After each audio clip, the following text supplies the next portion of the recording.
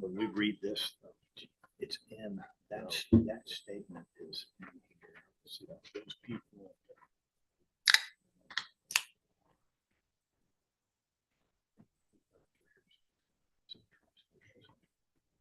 This is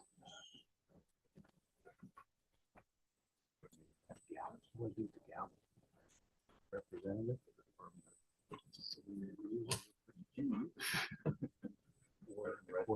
659, 700, and probably was supposed to be.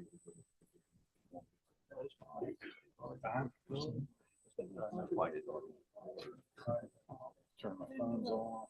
Building permit with the MLA to disperse. I've had to wait around my side, but I have to wait on top of making the titles. We're gonna do a little.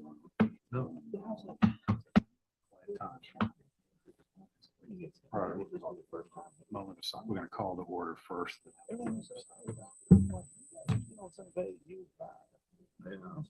Start sports on me.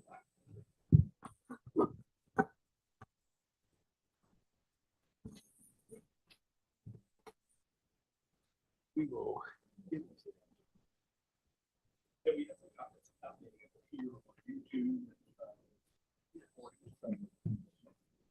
Say it again. We can.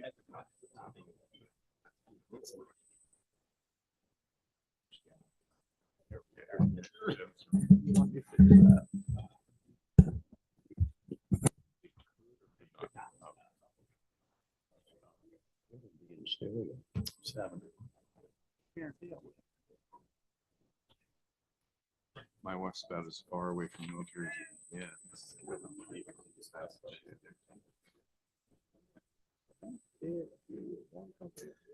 All right. Ivica? We're good. She's doing some copies and stuff like that, but it's 7 o'clock hour. We can go ahead and get started. All right, let's call this meeting to order, the September 11th, 2024 meeting of the Rockbridge County Planning Commission. Prior to the roll call vote, we would like to have a moment of silence in remembrance of those lives that were lost and to honor the survivors of September 11th, 2001. Thank you.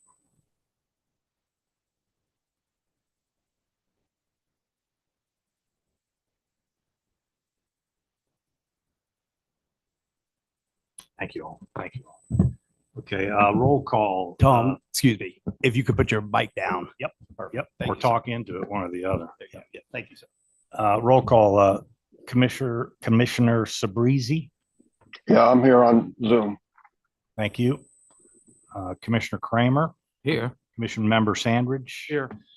Commission member Whitmore. Here. Commission member Beebe here as well. Okay. In addition to citizens attending the meeting in person, citizens have several options to view or participate in the Zoom meeting webinar as described below. We will do our best to take citizen comment remotely. There are 2 options for citizens to offer comment. To join the Rockbridge County Planning Commission Zoom webinar, the link is available on the county website to copy into the address line on your browser. To join by telephone, you may dial into one of the numbers listed on the county website. Webinar ID and password are there for your convenience. Citizens wishing to simply view the meeting live or after the fact can do so on the Rockbridge County Planning Commission YouTube channel, also available on the county website. If you wish to make a citizen comment as a Zoom meeting participant, you will use the raise your hand feature. You can press the raised hand button on the bottom of your Zoom window. and press star 9 if you are calling in by telephone. At this time, we will proceed with the meeting. And- Okay, Sorry, one thing. Yeah. I failed to, Mr. Sabrizi, I failed to email you. Part of the electronic meeting policy is that due to being out of town for a personal matter, Mr. Sabrizi is participating remotely for tonight's meeting. Correct. I apologize. that's okay. We will now welcome citizens' comments. Citizens are welcome to sign up to speak or use the raise your hand feature online if wishing to address the commission.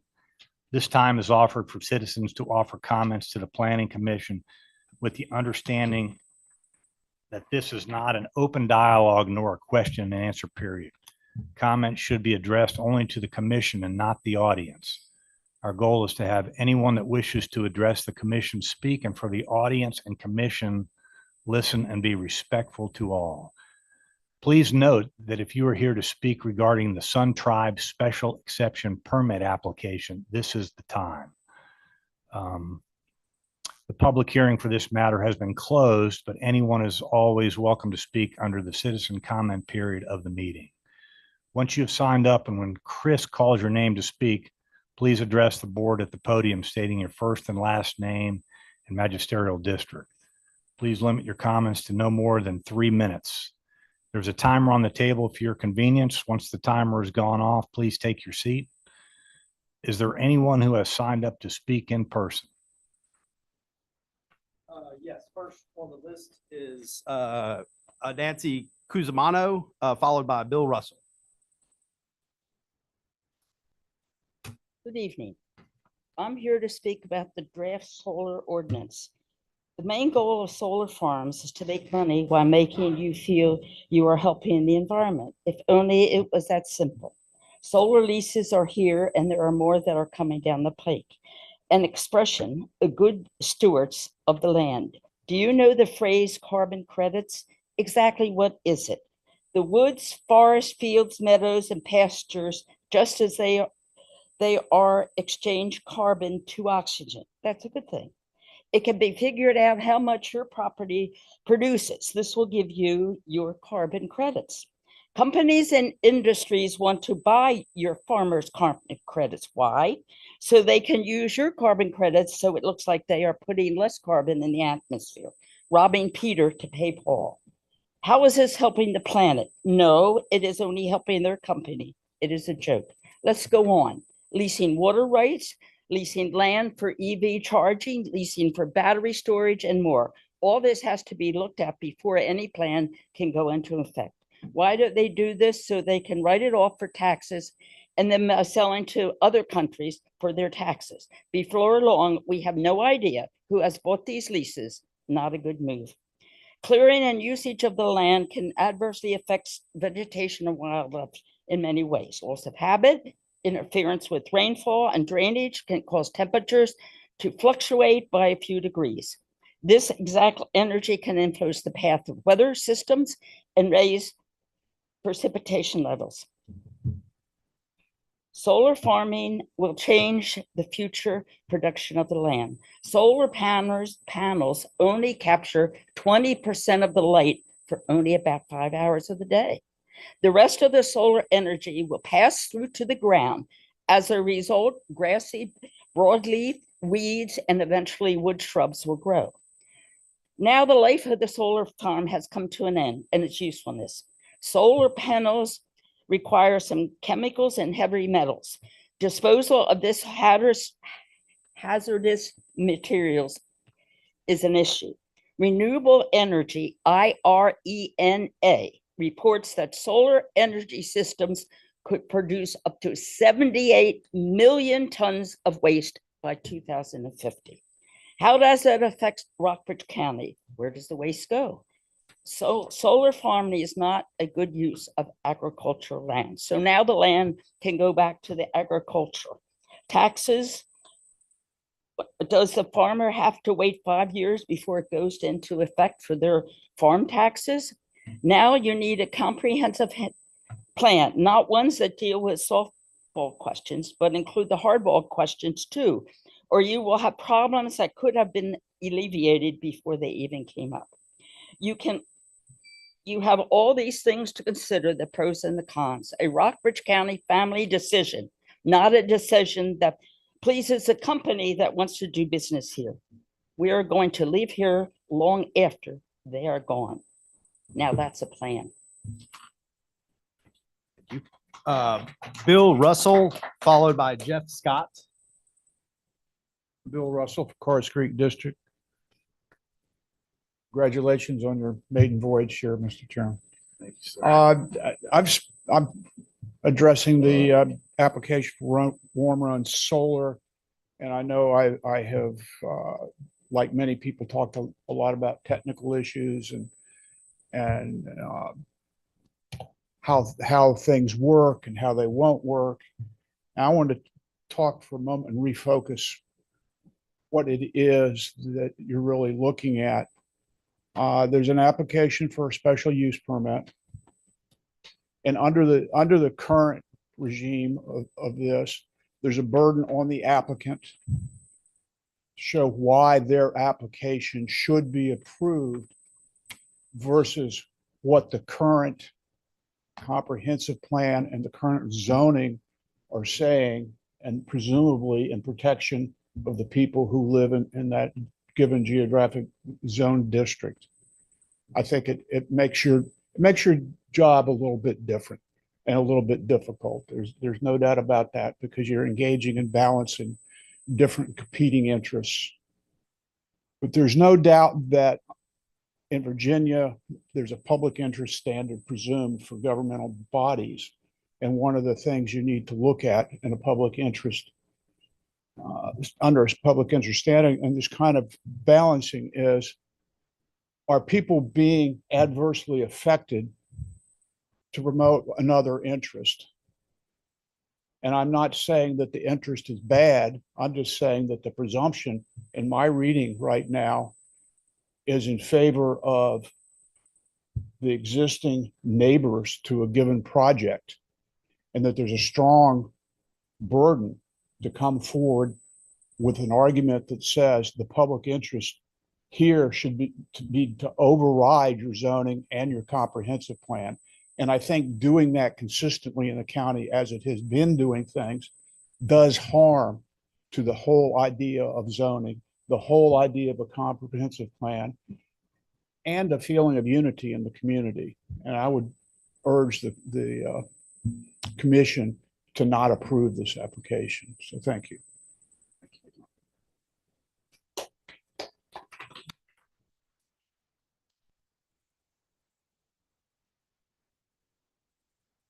Yes, excuse me, Jeff Scott, followed by Michelle Johnson. Good evening. I don't understand why you're even considering approving a special exception permit for the Warm Run Solar Project, when currently the only county regulation for solar projects is for revenue sharing.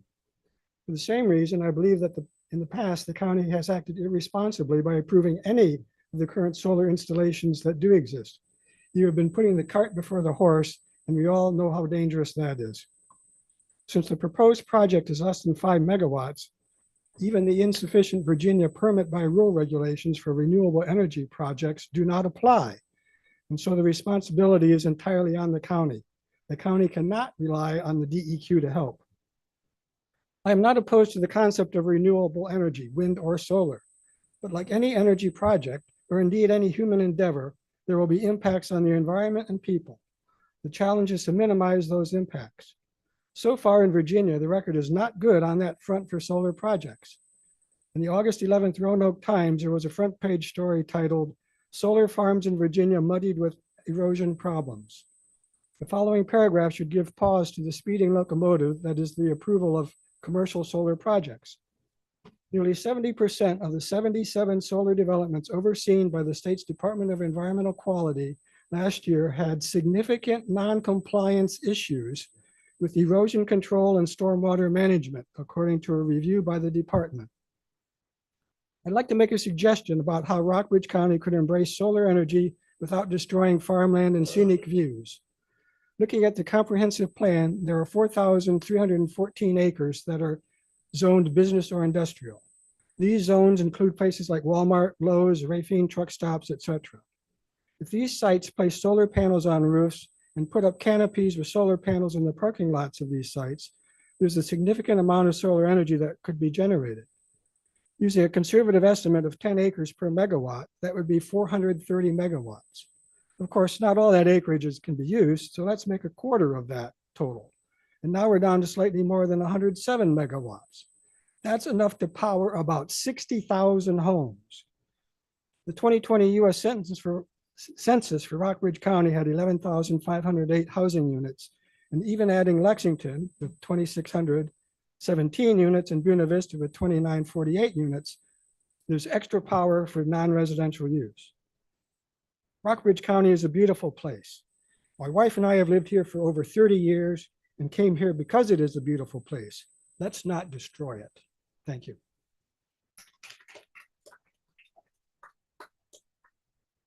Michelle Johnson, thank you, sir. Michelle Johnson, followed by Mitchell Davis. Hello, I'm Michelle Johnson from Cars Creek. First, I want to start off by thanking you for how seriously you've taken this application and concerns about this application. So we know that the gold rush and land rush that's going on currently across the state regarding solar is being driven by the Green New Deal. And proponents of this scheme originally made the case that these projects were going to go exactly on the examples that were just given, and on brownfields and abandoned coal fields and landfills, and there wasn't going to be any issue with where they went, not to worry about that.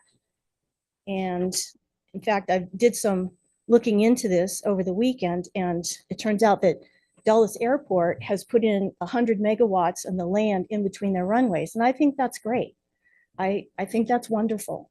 What's not great is the way the citizens of Rockbridge County are being treated, and I hope that they weren't naive when they expected that public policy in the county would be based on the public interest of citizens living in the county. I'm hearing a lot of anger and concern from voters about the perception that the comprehensive plan and the zoning ordinances only apply when county officials want them to apply, and otherwise they don't mean anything at all. If this application is approved, it will be because the comprehensive plan and the zoning ordinances have been overturned. So Sun Tribe has submitted hundreds of pages of material, and none of it includes a plausible argument about why this application should overturn the comprehensive plan and the zoning ordinances. People are pretty angry about it. I don't know if you're hearing it, but I am. The county does not have a rational way of addressing this issue, and the draft solar ordinance is a farce. This isn't the time to talk about that, but it has not escaped our attention. I'm asking you to stop this land grab, and please don't recommend approval of this project, and please encourage the supervisors to get real about addressing solar applications. Thank you.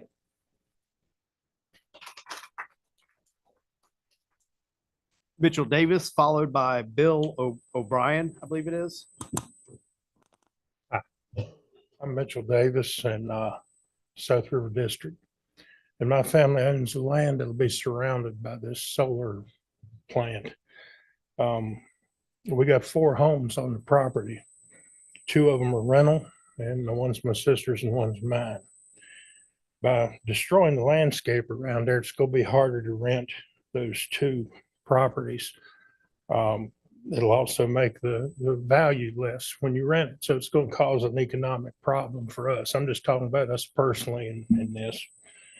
I apologize. I didn't reset it. Give me another. No, I didn't reset it. I apologize. That's okay.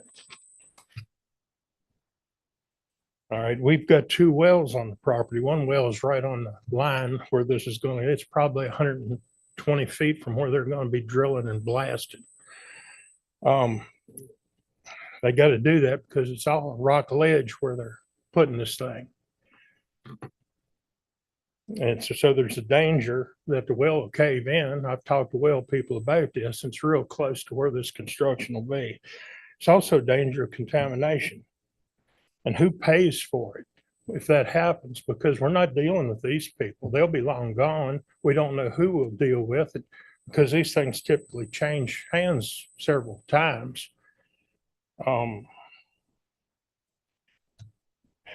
people talk about property rights. Well, if property rights, you could do anything with your land, you wouldn't need zoning. And what about our property rights? It'll lower our property value. I'm not going to get in a debate about that with anybody. That's just common sense. It'll decrease rental income because of the location, health concerns, possible damage or contamination to the wells and streams, and just a general eyesore.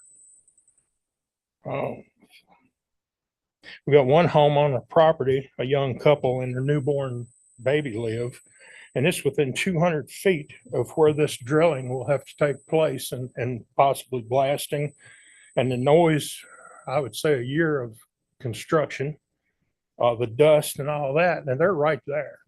And when that's over, they're going to be staring at the panels. I don't know about the glare. I don't know a thing about that, but it looks to me like that could be a problem too, because they're aimed right at them. And also the rest of us, that's just the worst one. Anybody that's been on the property that we're talking about, I think some of y'all have, knows that trees won't grow there. It's solid rock. There's a little bit of dirt over part of it, but I've been over it many times all my life. So I know trees aren't going to grow. So they're talking about a screen, and making it look nice. That's not going to happen.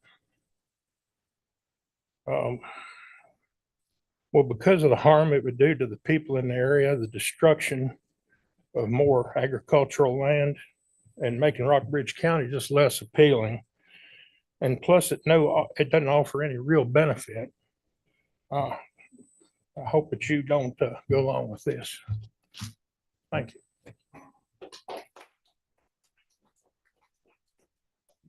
Bill O'Brien, followed by Alan Stout. Thank you for the time. I'm from South River and Buffalo District as well. I want to start with a rhetorical question. Has the county ensured that the Warm Run Solar Farm proposal includes specific vendor responsibility for properly training, equipping, and establishing safety protocols for our volunteer first responders and the general public? Potential hazards that could occur, such as wildfires, electrocution, and toxic smoke that could be attributable to this solar farm, are real. Some things for consideration: knowledge and training, understanding the electrical hazards. Our first responders should understand that there are unique electrical hazards to this situation.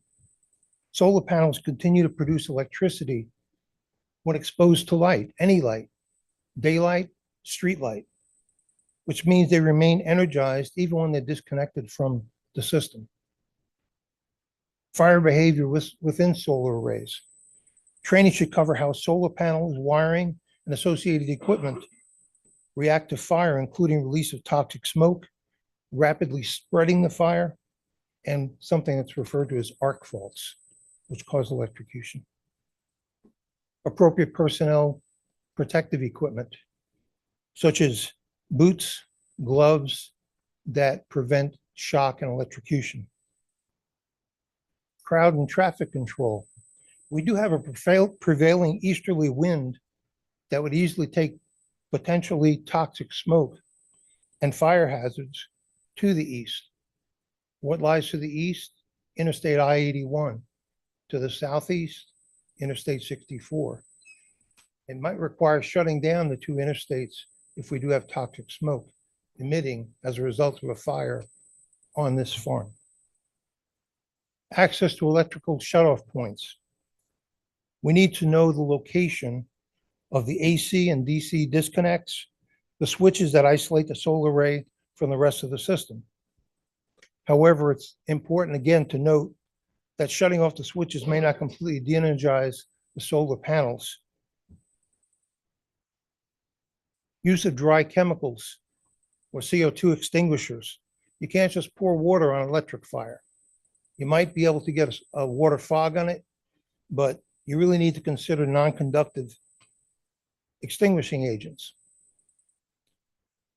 PV panel tarps or shrouds. There are special shrouds made to actually put over the panels after they've been disconnected to ensure that they don't create more energy and kill somebody. What makes this real is that we've had live examples. Amazon has 47 facilities powered by solar panels, 12.7% of which have caught fire so far. Virginia has had 5 solar panel farm fires in the last 2 years, one of which in Essex actually burned 50 acres. Dominion has had 2 fires at their Sadler facility, which is located in Emporia. I ask you to consider these things. Thank you.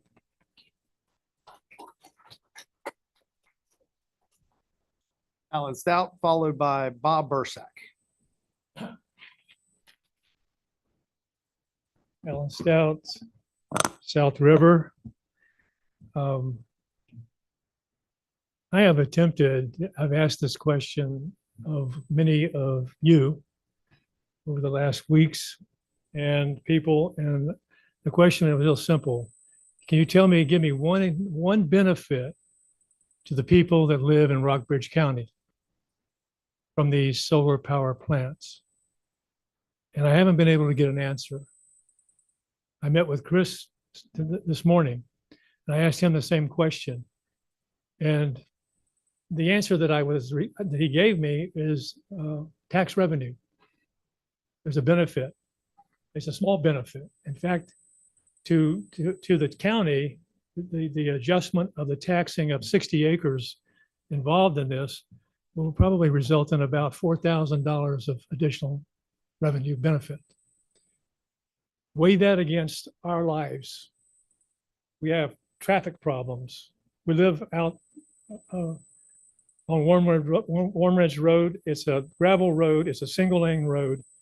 They have 1,000. It's from the entrance that they're proposing is 1,000 feet to Lincoln Road.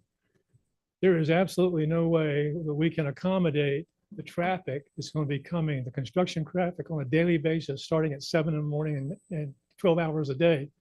I mean, if we have an emergency, if I had an emergency, a heart attack, and they got transfer trucks, delivery trucks lined up or blocking the way, I mean, 2 minutes could cost the person their life. And so, my wife, we work, people work back there, their families back there. There's traffic going out and in all day long. We have a right to be able to get to our homes freely. The Fairfield entrance is a 4-lane road. They don't have the problem there. But this is a terrible traffic problem. It's dangerous. Even getting up on Lincoln Road, it becomes a danger. The water aquifer, placing a solar power plant next to a body of water is a no-no. That's in all kinds of articles. And we're wanting to put it right next to Mill Creek, which the DEQ has given a plan that our supervisor commission was in favor of, the study, to improve Mill Creek because it feeds the Maury River into the James River. Contaminants, the water coming off of that pure rock is going to all of the chemicals, the washing chemicals, the dust, and by the way, the dust, the wind, this is not stagnant. This is not a stagnant area. We get 5 to 7 mile an hour winds all the time. If the wind's coming from the north, it's going to wind up in Davis's place. If it's from the south, it's going to wind up in our yard. I'm talking about dust, smoke, and all that kind of stuff. So the noise would be intolerable. I mean, the noise factor, I feel for him more than I feel for myself. I mean, we're going to hear it, and we're going to be, our whole quality of life is being destroyed. And it's for a whole year. It's almost a year. That's a lot of time in my life. I'm 73 years old. A year makes a big difference to me. I love where I live. So I'm asking you, I'm imploring you, please deny this for the sake of the counties, for the sake of the lives that live right around it, I'm asking you to do that. Bob Bursack.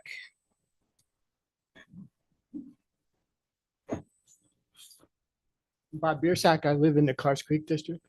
A group of citizens in the county spent several months over the last year examining the kinds of issues that you're hearing about today and some others that involve the location and the development of these kinds of utility scale solar fields.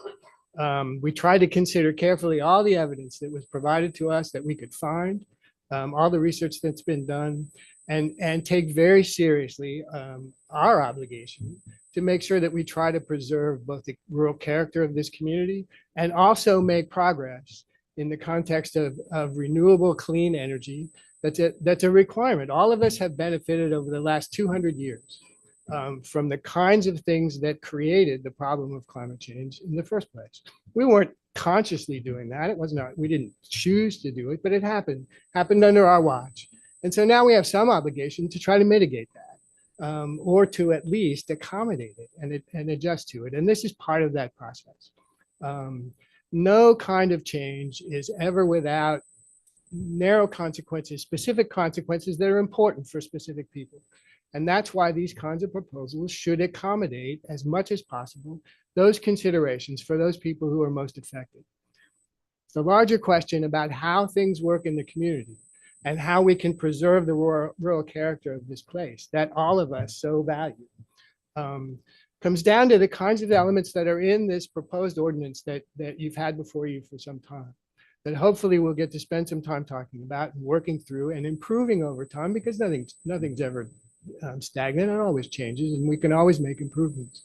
But it lays the groundwork for deciding these kinds of questions, where these things are appropriate, how they can be developed appropriately, consideration for the soil and for the landowners and for all of the surrounding areas.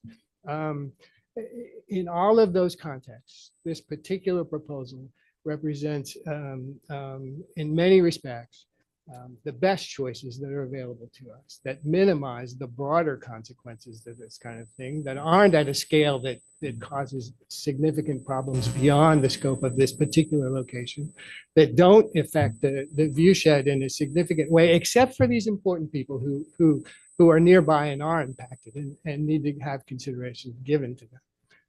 Beyond that, the elements in the ordinance are designed to make it equitable for everybody, to make it fair for the community, and to preserve the values that we know are important. And I hope you'll take that into consideration as you consider this proposal as well. Skylar Zonk.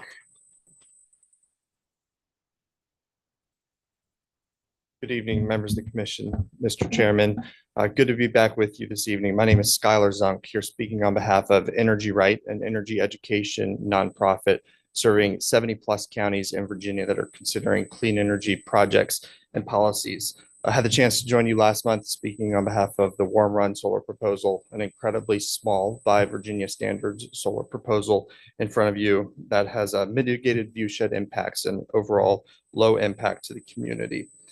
Every day the sun rises, Virginia is the beneficiary of 5 to 10% of its energy coming from solar facilities in different places of different sizes. Every Virginian, when they turn their lights on, is the beneficiary of that. And those counties lucky enough to call, or with solar projects that call those counties home, are the beneficiaries of those projects through the tax impacts and the economic drivers that these projects are.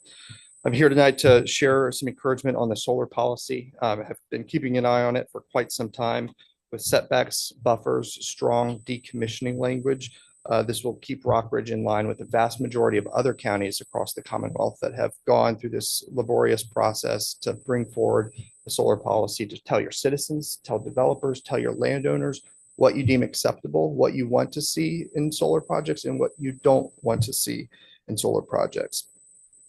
In both the discussion of the Warm Run project and of the solar ordinance, I do want to emphasize landowner rights and the property rights of landowners. I hope you all consider that with great deference this evening, because I would not want anyone to tell me what I can or can't do with my property, so long as it's not affecting my neighbors. When a solar project was proposed on an adjoining parcel to my family's property in central Virginia, we went through these very same conversations, and that landowner had a lot of different options to use that property for. They could have developed hundreds of homes. They could have done a number of different developments, but a low impact, invisible, quiet, clean neighbor like a solar project is a good one. And I hope that the landowners are given their due deference to bring projects forward for their proposals under this evening and under the policy in the future. Thank you. Good to be with you.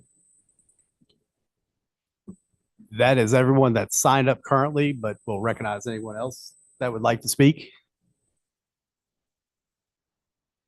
Good, state your name, magisterial district, and keep your comments at 3 minutes. Merrill Walker's Creek. I'm encouraging you to consider passing or recommending a conditional use when it's adequately addressed. Some of the very valid things that have been added here that I don't think have yet been covered by the conditions.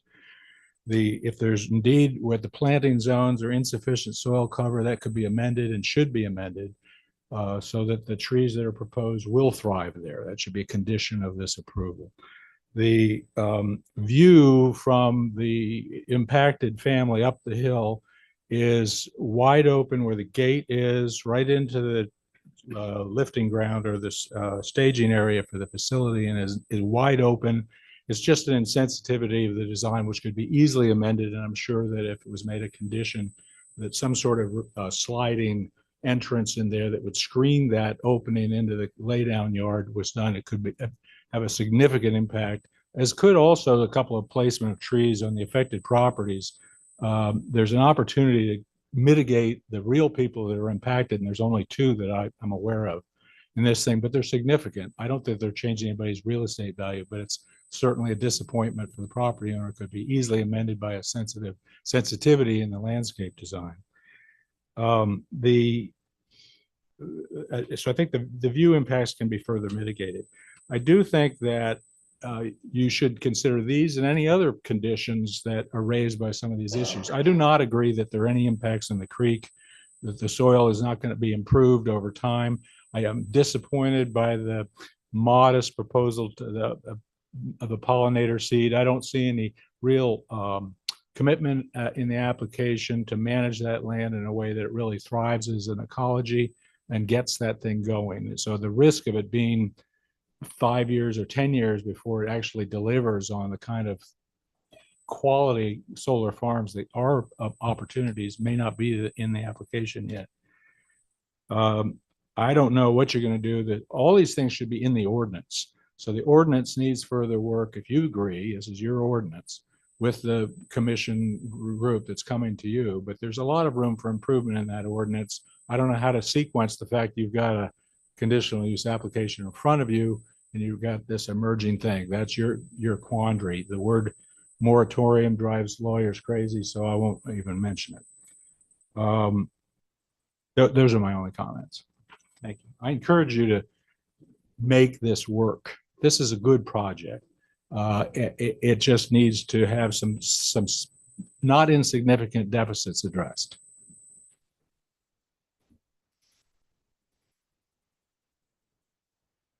We'll check on, absolutely, come, yes, ma'am.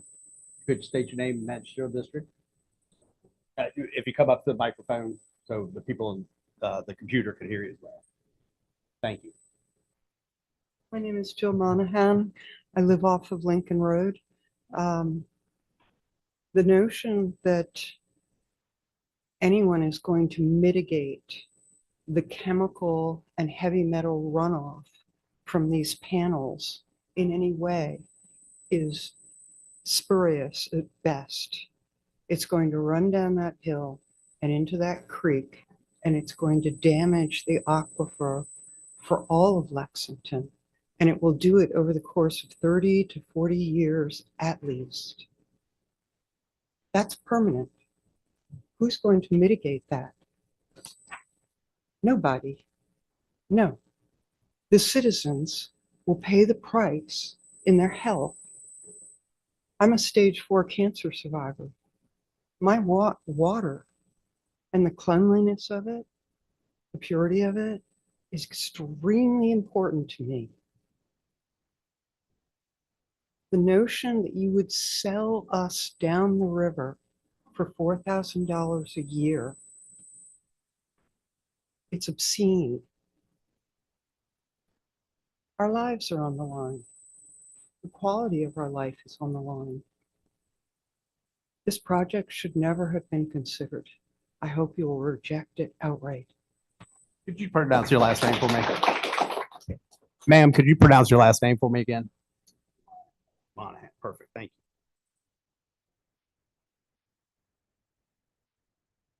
you. Not seeing anyone else in the room, we will turn to Zoom. If anyone would like to, online and would like to make a citizen comment, please utilize the raise your hand button now.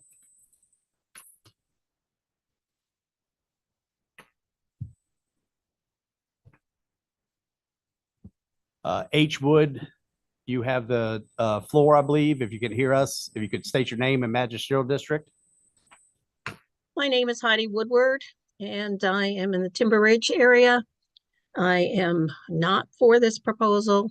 I do not believe over the last several years that we've taken into consideration many of what the previous speakers have outlined and their concerns, and we continue to entertain these proposals, i.e. a special exception for a industrial solar facility, basically right at the edge of town. I'm at a loss for words, the type of damage that's being done. Thank you, everyone, for speaking.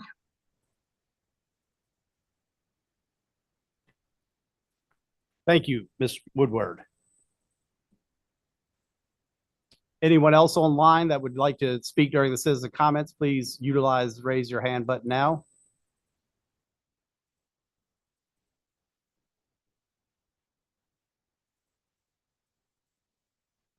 Not seeing, I will turn the floor back over to the chair. Thank you all very much. We'll be right back to Warm Run Solar issues in just a minute. We're going to deal with a couple little quick planning commission items before we get there. And the reason for that is this was the general speaking time as opposed to the warm run solar time. Hey, we've got some old minutes to approve. When I say old, the June 25th joint work session with the Board of Supervisors, we needed, did y'all take a look at that? And I need a motion on that. I make a motion to approve the minutes of that meeting as submitted. And I second it. We also need a motion for the August 14th Planning Commission. Vote on the first one. Oh, I'm sorry. Yeah. All All in favor? All in favor? Aye. Aye. Aye. All right. We need to approve the August 14th meeting for the Planning Commission.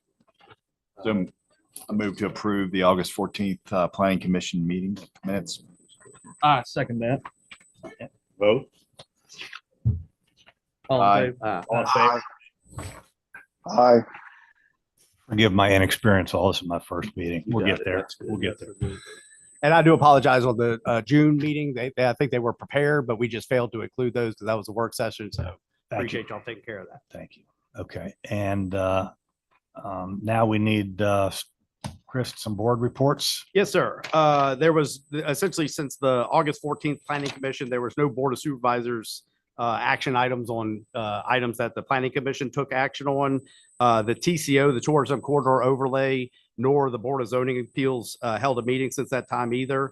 As far as the last Community Development Committee, it was discussed, Ms. Hennis's resignation was discussed as it relates to the chairmanship and TCO. I'm also happy to announce that Mr.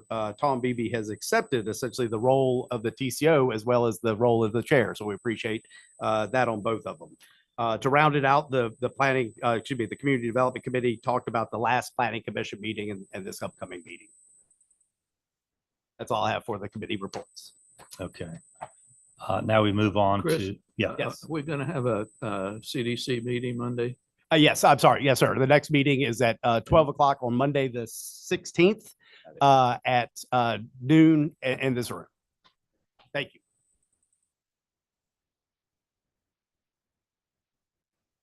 All right, now we're back to Warm Run Solar, and I think I'm supposed to read this, right? All right, Warm Run Solar LLC, 107 Fifth Street, Charlottesville, Virginia, 22902, application for a special exception permit for a public utility. Develop and operate a 3.0 megawatt, I assume MW is AC solar facility in the agricultural transition AT zoning district. This agenda item is continued from the August 14th, 2024 Planning Commission meeting. As previously stated, the public hearing was held at the August 14th, 2024 meeting. At this time, we'll have staff and applicant presentations. Sure. Just very briefly, to reiterate some information from last week and just now, Warm Run Solar LLC has made an application for a special exception permit to develop and operate a 3.00 megawatt AC power solar project. Property is identified as tax map number 62-12-B1 and is located on the east side of Lincoln Road. Lincoln Road is further identified as 763, approximately 0.252 miles south of the intersection of Lincoln Road and North Lee Highway. Of course, North Lee Highway is further identified as Route 11. The property is owned by Robert F. Huffman, trustee, and the property is located in the South River Magisterial District. Access to the proposed solar project is from Warm Run Road. The property is located in the Agricultural and Transitional District, AT zoning district, per section 603B 03-14 of the County of Rockbridge Land Development Regulations. Public utilities are used by special exception in the AT zoning district. The proposed 3 megawatt project is located on approximately 34 acres of the Huffman Tract, again, further identified as 62-12-B1, totaling 56 acres per tax records. As stated at the August 14th, 2024 Planning Commission meeting, the Planning Commission held its public hearing. The Planning Commission closed the public hearing and set the matter over to the next meeting of the Planning Commission, which of course is today, September 11th, 2024. The Board of Supervisors public hearing has not been scheduled yet. With that, I'll turn the floor over to the chair. I'm sorry, to the applicant.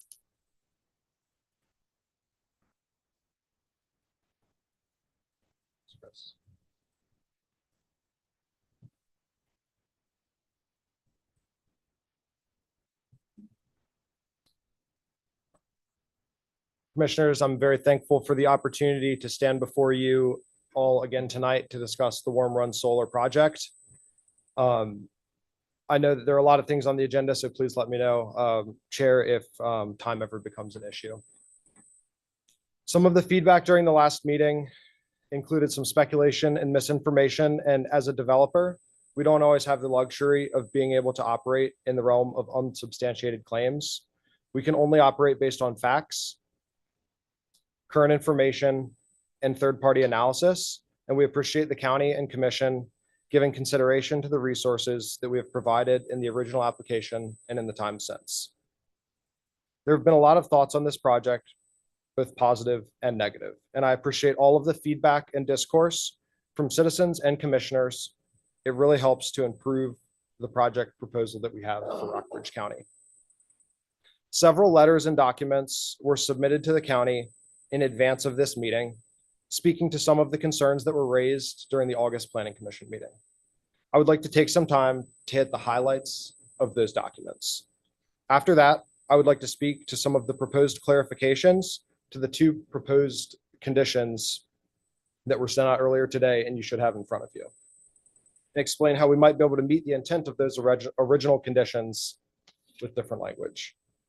Before I get into the benefits of small solar projects, I would just like to say that Warm Run is a small project. It's the right size, in the right place, and it's unequivocally safe. There's no risk to the environment, to persons, or property. During my presentation on August 14th, we briefly touched on the benefits of small-scale solar for the county. So that's 5 times the tax revenue compared to the parcel's current use, as well as a one-time near-term surge in economic benefit totaling approximately $2 million during construction. For the ratepayers, this project can help stabilize and drive down electricity prices, keeping utility power bills more affordable. Some examples of that. Energy prices were expected to rise by double-digit rate increases. Dominion Virginia customers, however, are insulated from these rate increases because the Commonwealth generates a large portion of its own energy within its system. Warm Run, as a small distributed energy generation facility, will add to this production, supporting further protecting Virginia customers from rate increases. Solar projects like Warm Run Solar also do not incur fuel costs because the fuel is the sun and it's free. Another example would be, well, actually, excuse me. There were some comments that have previously been made that Warm Run Solar represents Rockbridge County powering Northern Virginia data centers. There is no realistic scenario for this project to send energy to Northern Virginia. All of the electricity from Warm Run will stay local to the community and will be used by homes and businesses on the same circuit that it's interconnecting to. Dominion studies how projects interconnect to the grid, and this project specifically connects to a circuit on the Rockbridge substation, which is the substation that's behind Chick-fil-A and Dunkin' Donuts. And in that study process, it showed that the load on that circuit, so the use on that circuit, is greater than the project can produce. That means that all of the energy will be consumed and used locally, and not just locally, but on the same circuit. For agriculture in the county, one of the cool things about this project is that it provides agricultural benefits to the county, despite there not being a requirement for new businesses or land uses to do so. As an ag transitionally zoned parcel, which is slated for mixed use and is used as a buffer between urban and rural areas according to the county's comprehensive plan and land development regulations, it is unique that this project still provides those benefits. Some layers to this would be that the project maintains the 160-acre parcel without sale, and it has the potential to revert the project area back to agricultural use at the end of the life. And the project, the residual 130 acres, can stay in agricultural use during the project's life. This parcel will not become a residential subdivision. And a broader context for countywide agriculture, the question might be asked, how are we preserving our highest value ag lands, which specifically is not this parcel? Well, we're putting development in the right places and actually preserving the ag land elsewhere in the A1 and A2 zone districts across the county. Finally, this is a quiet, passive neighbor to the adjacent landowners, and it will maintain the character of the developed ag transitionally zoned area that it's sited in. As part of the documents that were also submitted to the Planning Commission, there was a section of how the project complies with the comprehensive plan. And so I'd like to go through a couple of key points in, there are more and more are outlined in the project's special exception permit narrative on pages 14 through 17, but these are some key points. So strategy, a natural environment goal, strategy 2 under on page 78 of the comprehensive plan. Development should be controlled in areas where the natural land slopes are greater than 15%. On slopes greater than 25%, residential development should be discouraged. The majority of Warm Run's array footprint is on slopes less than 10%. Strategy 5 on the same page, page 78. Because of the common occurrence of stagnant air conditions in the county, land uses that generate high air pollutant discharge should be discouraged. Unlike traditional carbon-based energy sources, a solar facility such as Warm Run produces no emissions when generating electricity. As we move to the economic goals in the comprehensive plan, strategy number 10 on page 153 states, support the development of alternative energy projects for both commercial and residential uses such as biomass, wind, compatible with surrounding land use. Warm Run Solar will stabilize and put downward pressure on electricity prices as an alternative energy project, as we just have discussed in details earlier. Finally, we might actually have two more. On strategy 1, page 153, it says to consider the cost benefit impact analysis for proposed businesses, industries, and developments. Not only will Warm Run provide an increase in direct revenue at $460,000 over the life of the project, it will also provide indirect revenue and induced revenue to Rockbridge County without the use of county services such as water, sewer, or schools. So that's revenue to the county without a draw on services. And finally, strategy 1 of land use goals on page 247. It says, recognizing that a certain amount of future growth and development is inevitable in Rockbridge County, the future land use plan should direct future development to occur on vacant or infill parcels located within or directly adjacent to developed areas, i.e. adjacent to the cities of Lexington. The project is well sited on a parcel zoned ag transitional, which is defined by the county as an area created to provide a buffer between more rural and more urban areas of the county. The project parcel is in a defined suburban service area. It sits cradled between 3 major highways. It's proximate to larger commercial development, such as the Ford dealership, Walmart, Lowe's, and Spencer's Home Center.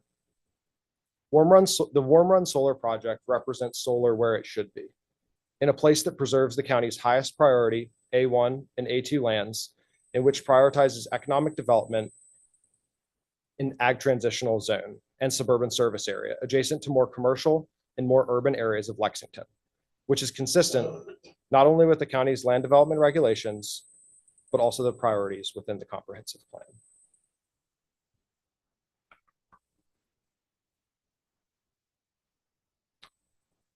And that's all that I had, and I'm happy to stand to answer questions.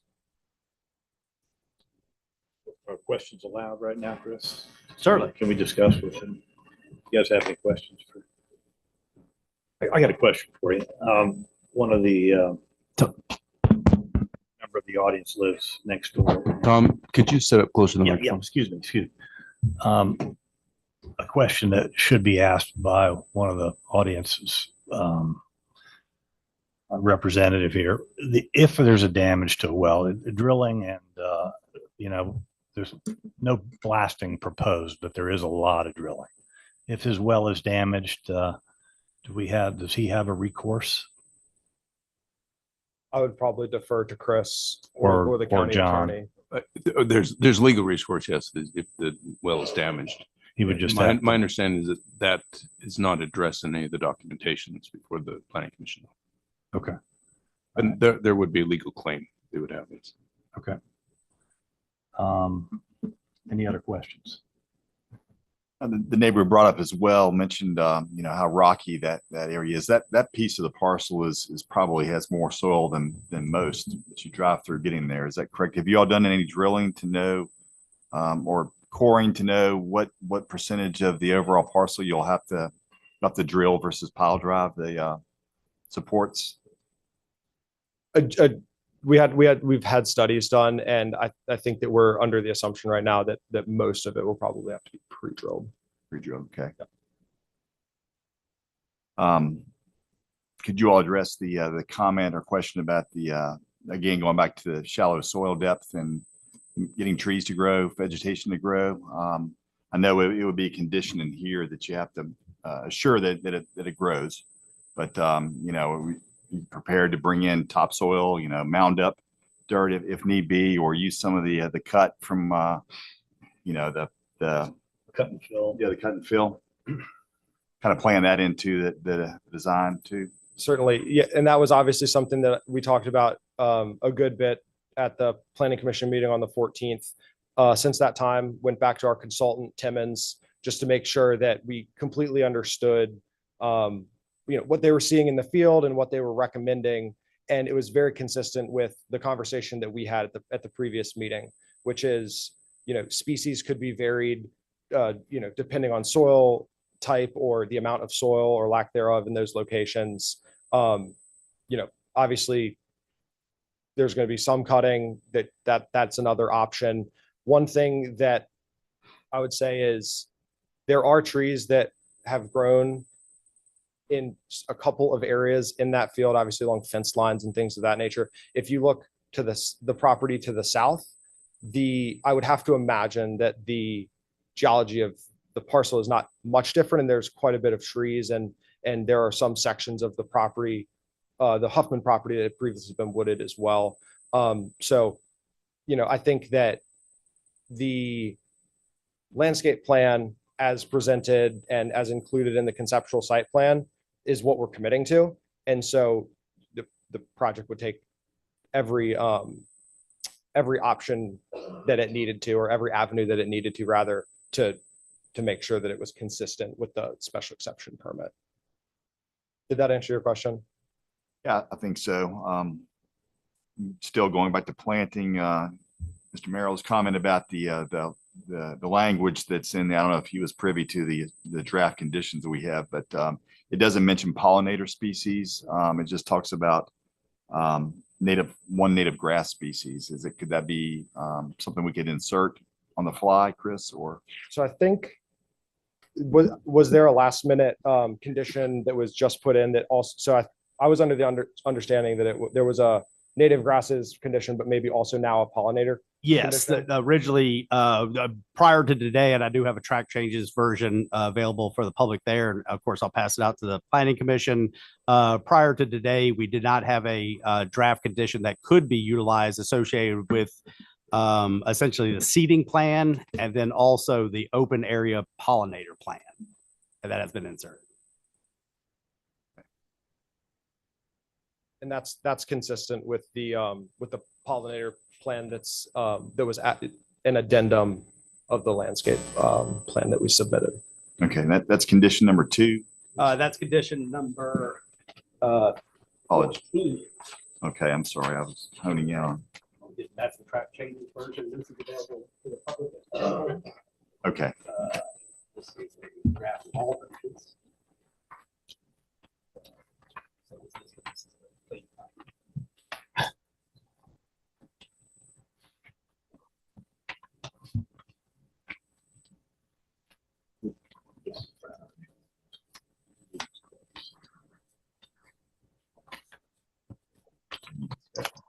Hey, Chris, this is Tony. Can you hear me? Yes, sir. Yeah, I know we talked about this earlier. In that Appendix H, some of that was not included. That's what you're talking about right now, because I don't have it right in front of me, but because the original one did not have anything about the pollinator. That's correct. The current draft does, and I've emailed that to you maybe an hour ago. Okay. I mean, the Timmons group provided, a lot of detail in that appendix, and I mean, it wasn't all addressed in the condition earlier, but hopefully it is now.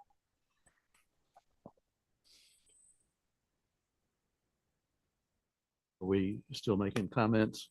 Yes, I think this would be a great time for, do we have Tyler sit down before we make, Tyler, thank you. I'd like to thank you. I mean, you went through a lot of A through Z's and everything. And I think one of the big points that I have is the ag transition. And I think you kind of explained your point of view on that, and I appreciate it. But I go back to what I consider the ultimate discussion is, how does it support agriculture?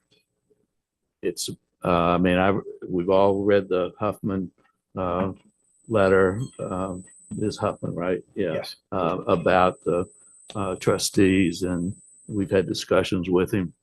I just don't see how this does anything to support agriculture in Rockbridge County.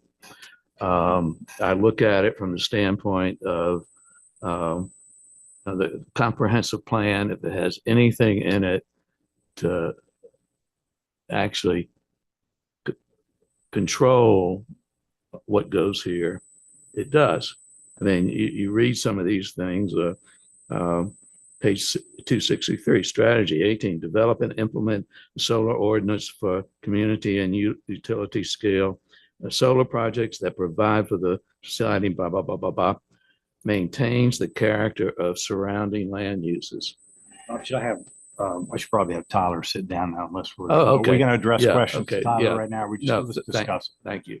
Thank you very much. Thank you very Tyler. much. Yeah. But yeah, keep going. And I look at that, we've got a goal of make agriculture economically profitable. This isn't agriculture, this is solar. I mean, I think that I agree, and I said this before the earlier meeting. If we wanted this in America, the federal government would be putting solar fields on every one of our military bases. We got enough acreage to take care of that. The states, we've got a lot local, but I don't think this is the way to do it because we have so little acreage in agriculture because of our terrain. I mean, you go over to Appomattox County, you can stick your finger in the ground, you can grow people. I mean, I don't mean to be facetious, but this is hardcore agriculture here. You've also got the situation where we've got a lot of fissures. You know, this water somehow, some way, somehow gets into our aquifers. And it doesn't, as far as I can see, when I looked at the great, I guess, things in the comprehensive plan that shows where our aquifers are, you look at it and you know, some of us are living on 5,000 or 10,000 feet of limestone. Now, if it was a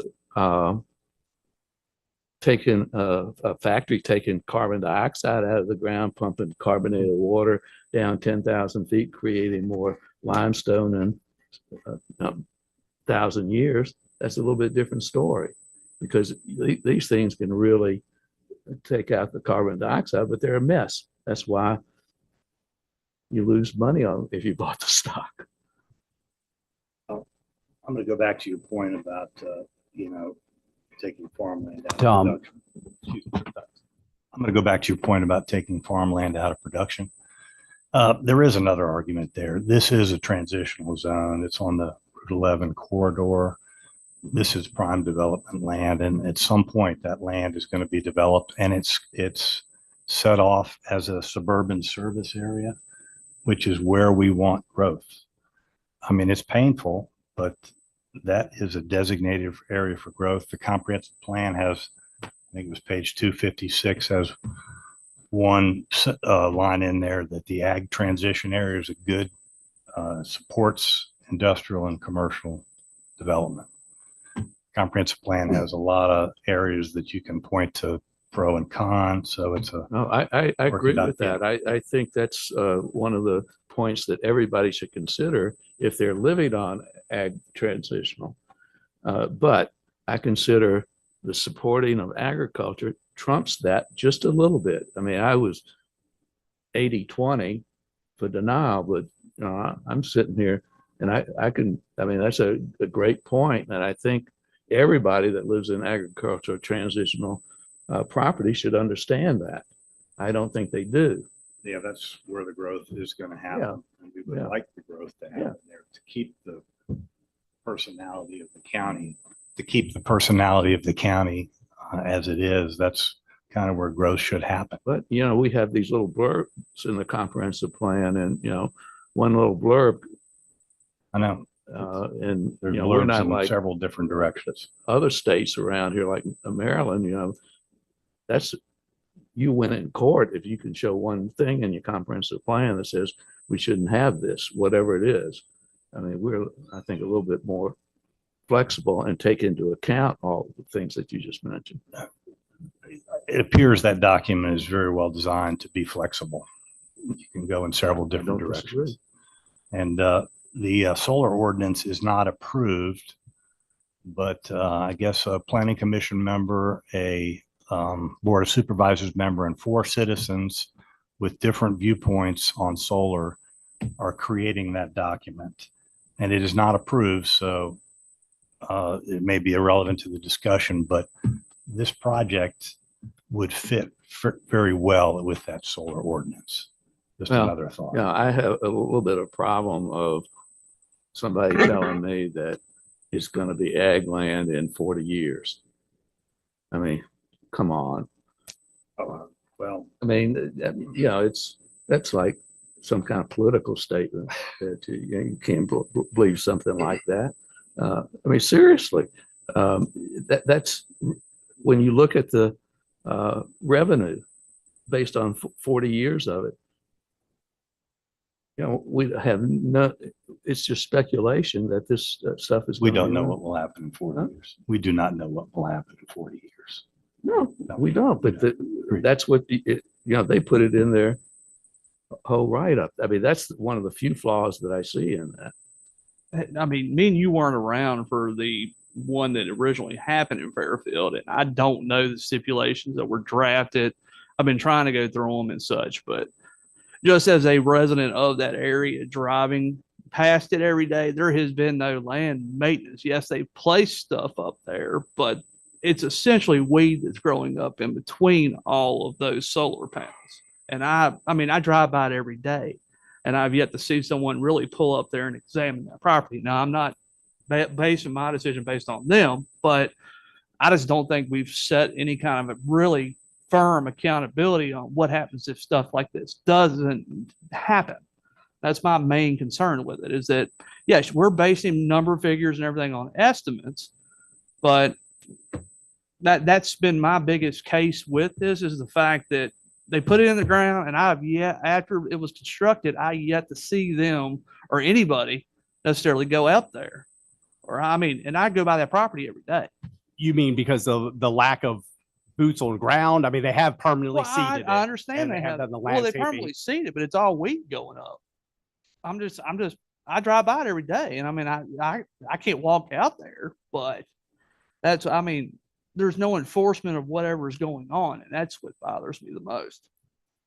And that would be the role of either the planning and zoning department or the ENS. And I can go, we can have the ENS person is very professional, obviously, great resource to the county.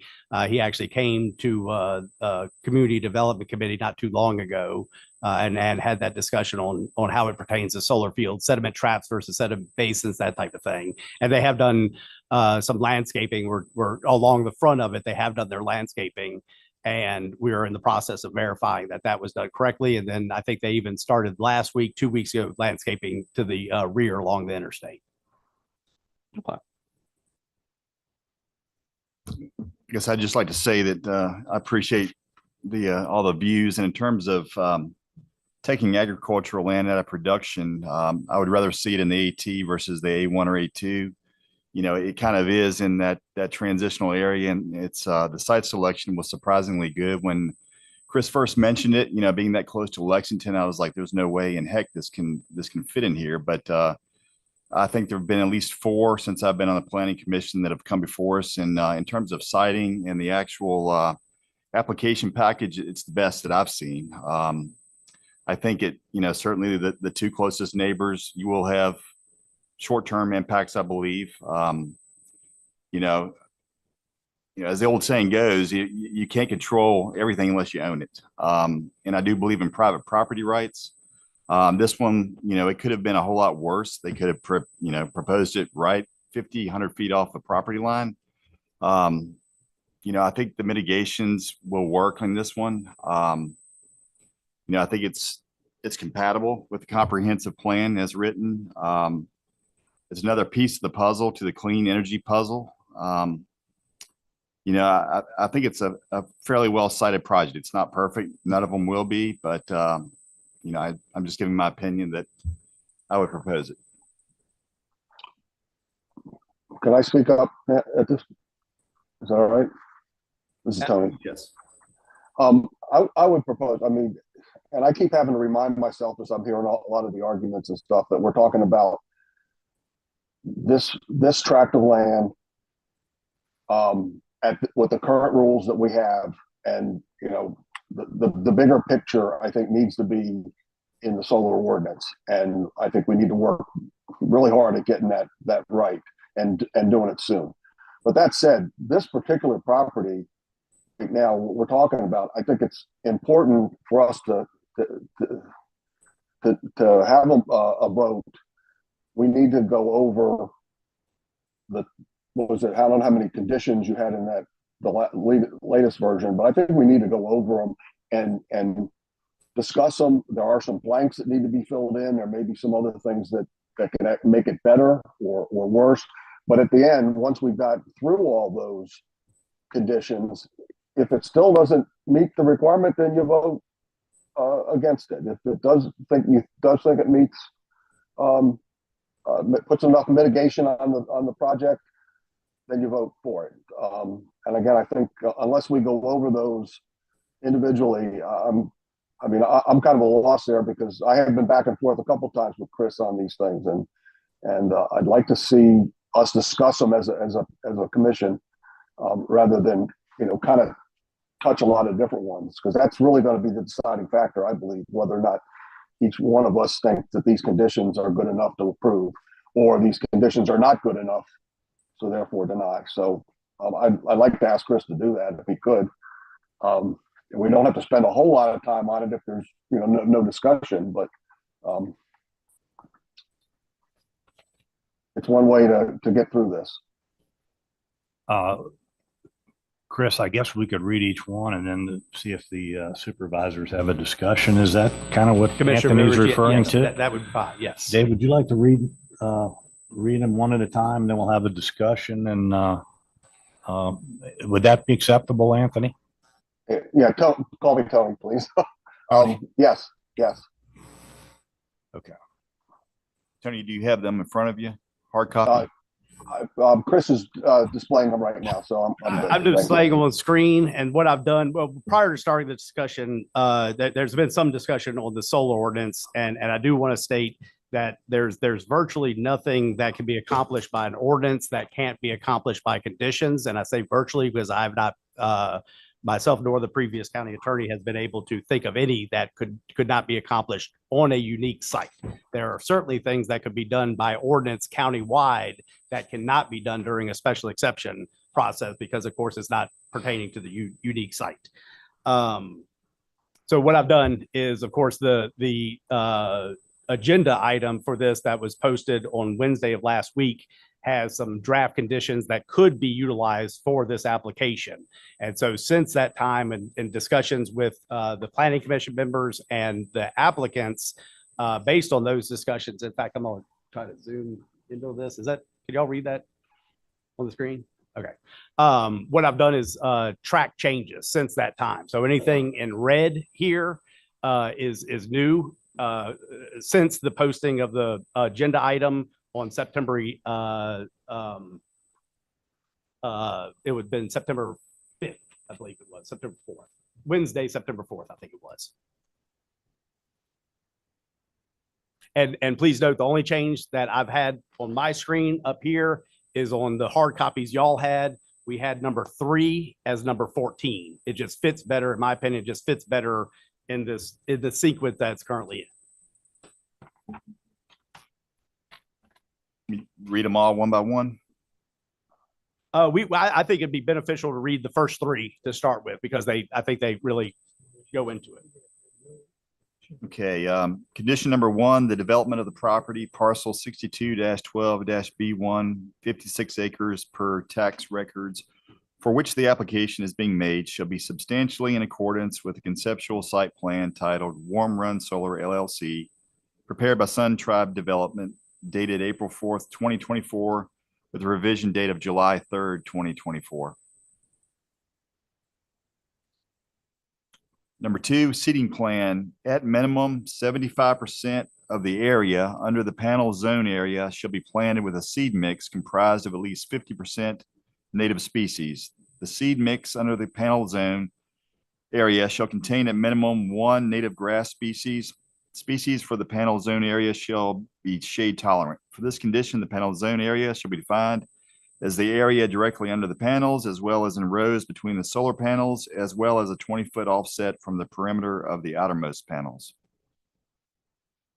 And number 3, areas of grade cut to accommodate the array will be limited to 35% of the panel zone, or approximately 6.5 out of 19 acres, as described on sheet P105 of the conceptual site plan titled Warm Run Solar LLC, prepared by Sun Tribe Development, dated April 4th, with a revision date of July 3rd, 2024. The site is suitable for a solar facility without significant change to the topography, and the earthwork will be designed and conducted to balance the quantity of cut and fill required. If I could interject at this point, I had talked to Chris before the meeting about adding the additional requirement, which I think has been said it'll do, but I'd like to put it in writing that no cut or no soil will be removed from the parcel. You know, it will be truly cut and filled. I think we saw some of that take place in some previous projects. So just a simple addendum there, Chris. Yes, we'll keep up with the discussion. Yes, sir. Okay. Comments, gentlemen? Anthony, you good with that? Yeah. Yeah, I think this is consistent with what was proposed in there. Yeah, I think it's Appendix H of the things in there, and I think that was since it's not technically part of the concept plan, that by putting this in there, it then covers that area of the of that part of it. A lot of we talked about is the buffer area, but this goes to the panel area and the areas around the panels.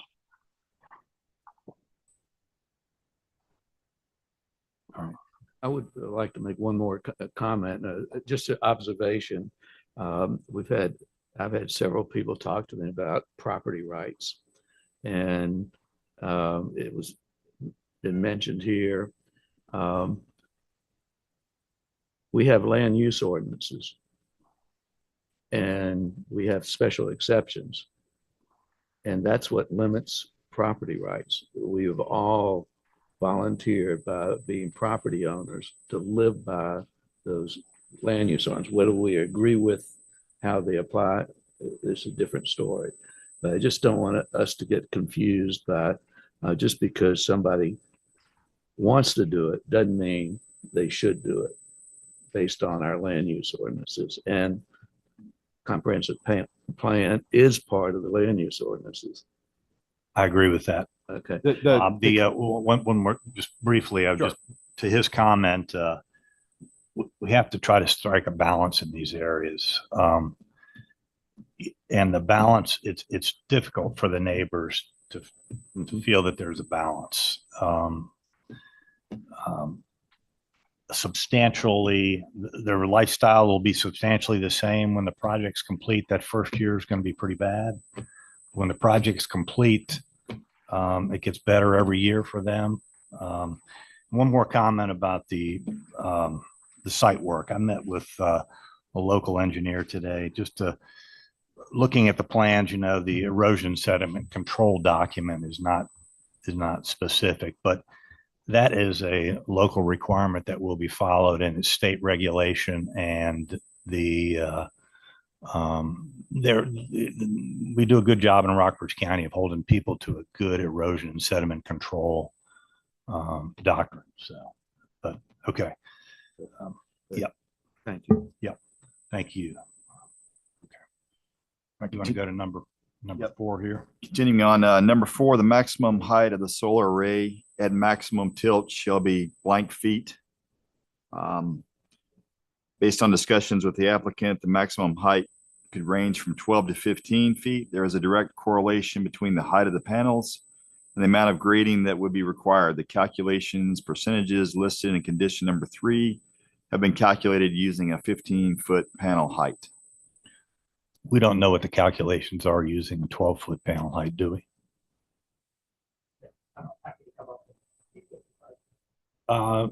Yeah, if you would at least say that, yeah, I think that'd be appropriate. At least I'm not sure Zoom could hear his answer from the seat. Absolutely. Trevor Did Frank. not hear. No, we don't have calculations based on 12-foot height. Okay. All right. Thank you. This is Tony. I mean, I remember from, I walked away from my first meeting out on the site with the idea that they could be 12 feet. Now we're talking 15.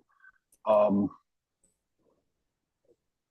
guess to me, how do you fill in that blank and what's reasonable? It appears to me that anything less right now, less than 15 means you're going to do more grading.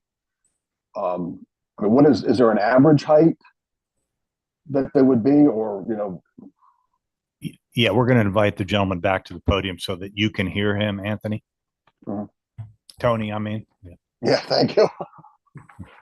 Thank you for the question. It's a great one. So, you know, we've actually proposed an average height of 12 feet because really it kind of comes down to how we measure the height of these arrays. So if you kind of think about a normal rack, couple 100 feet long, the modules actually pivot about it. It's a tracker. Now that axis is straight. It doesn't need to be level, but it does need to be straight. And if you look at the ground beneath that, it's going to vary. There's going to be peaks and valleys. And so kind of the minimum height is going to be set by the panels at max tilt, how much clearance we need to the ground to accommodate some of the species that the ground cover that's been planted, making sure there's room for proper height associated with that. So that's really going to set your height at a peak. At a valley, well, you're going to make that up generally with pile reveal. You're going to have a taller pile to kind of make up that distance. Now, there is a point, obviously, that it doesn't get practical to put that pile in there, and you might have to do some grading. But the way it's proposed right now of a maximum height, you can kind of picture going along with your tape measure. You get to a peak area, you put it up, and you measure, let's say, 10 feet. You go down to a valley where there's pile reveal to make up for that, you might measure 15 feet. Now, functionally, there isn't any difference in the elevation of the rack. If you're off-site looking, it's not any different. The difference is when you're in there actually kind of standing in that valley. So it's in the valley where you get the height, not at elevation. Exactly. And so a way to address that is to either cut from the peak or push dirt into the valley. Now, again, there might be areas where you have to do that to an extent simply because of accommodating the maximum, height of a pile. But the lower you put a restriction on height, you can actually drive additional grading. So our proposal would be an average height of 12 feet across the array. And again, the taller panels are at lower elevation. So probably no matter what we decide, the high elevation panels would be at the lower elevations. Yeah, relative to the actual ground. Yeah. Thank you. So the grading as it's stated now, I think in one of the previous ones, if the maximum tilt shall be 15 feet, the grading should be as stated. I know there's some specifications in there in the grading. Actually, let me ask this question a little different. On a perfectly level ground, if you can get a whole rack on level ground, how tall would it be from off the ground? Thank you. Yeah, so typically it's going to be 12 feet or less. Really, the details on that are going to vary based on the actual design of the facility. But one way we could approach this, what we would propose is an average of 12 feet, but under no condition exceeding a maximum of 15. And so then you ensure even when you're going into your valley area and you're putting a tape measure on it, it's not going to exceed 15, but you're measuring an average across there. And so under a completely level aspect, that would be a 12-foot height then. So it's 12 plus 3. Correct. So this is 12 foot above grade. Okay.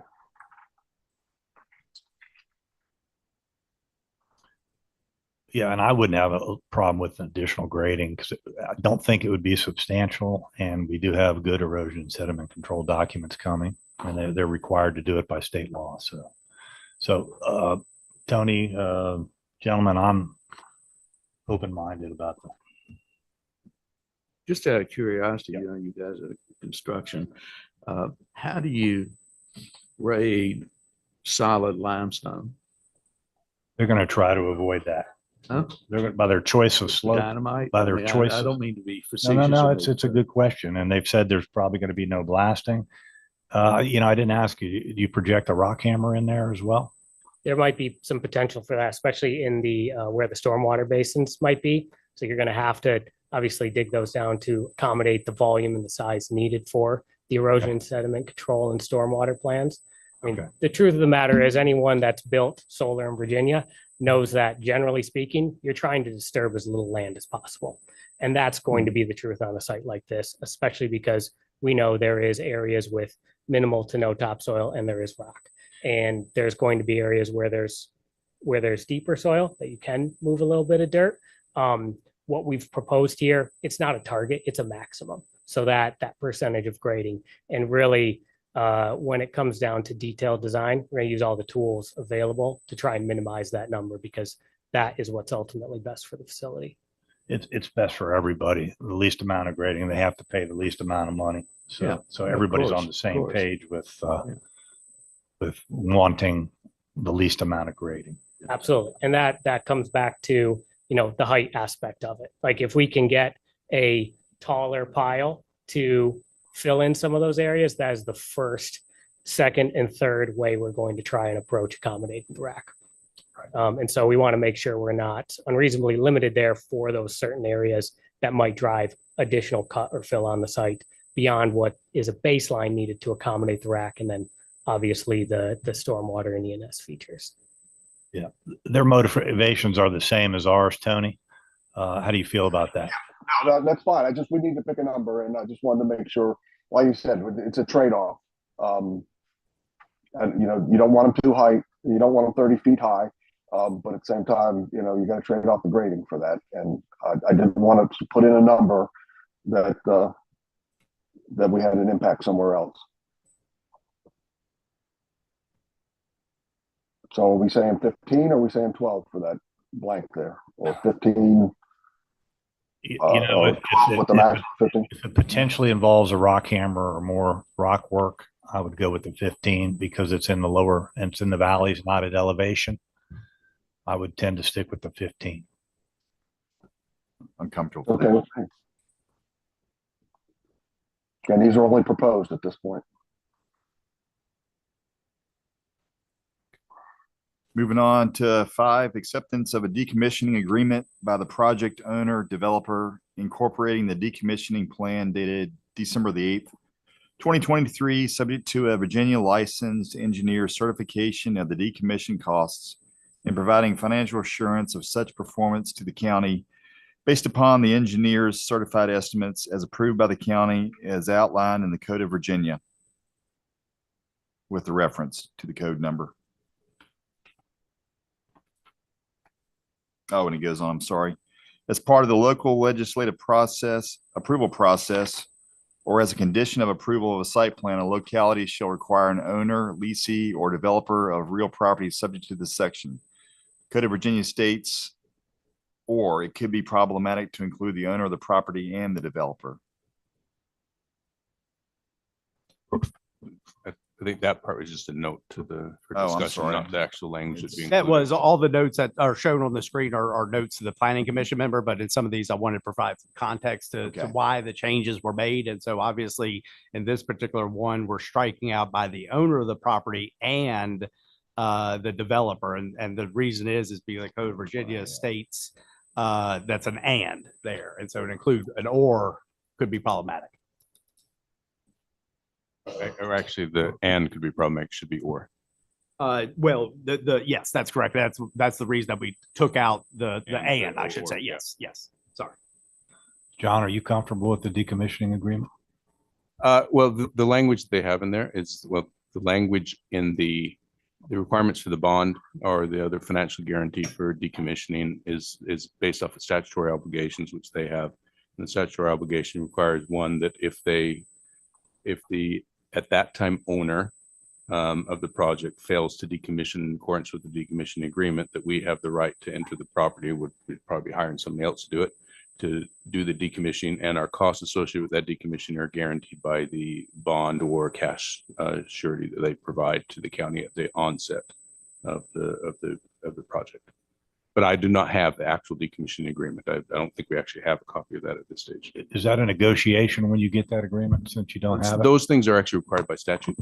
What, So the the exact requirements are, for instance, what constitutes when the system fails or it's no longer in use? If it's only producing 1% of the power, is that considered still in use? And they could, and my understanding of this, and I'll be frank, I've never done a decommissioning agreement for a solar project. So I'm not an expert in that area, but my understanding of this is that the actual determination of when it is no longer in use would be up to whoever's operating at that time, not up to the county to decide that.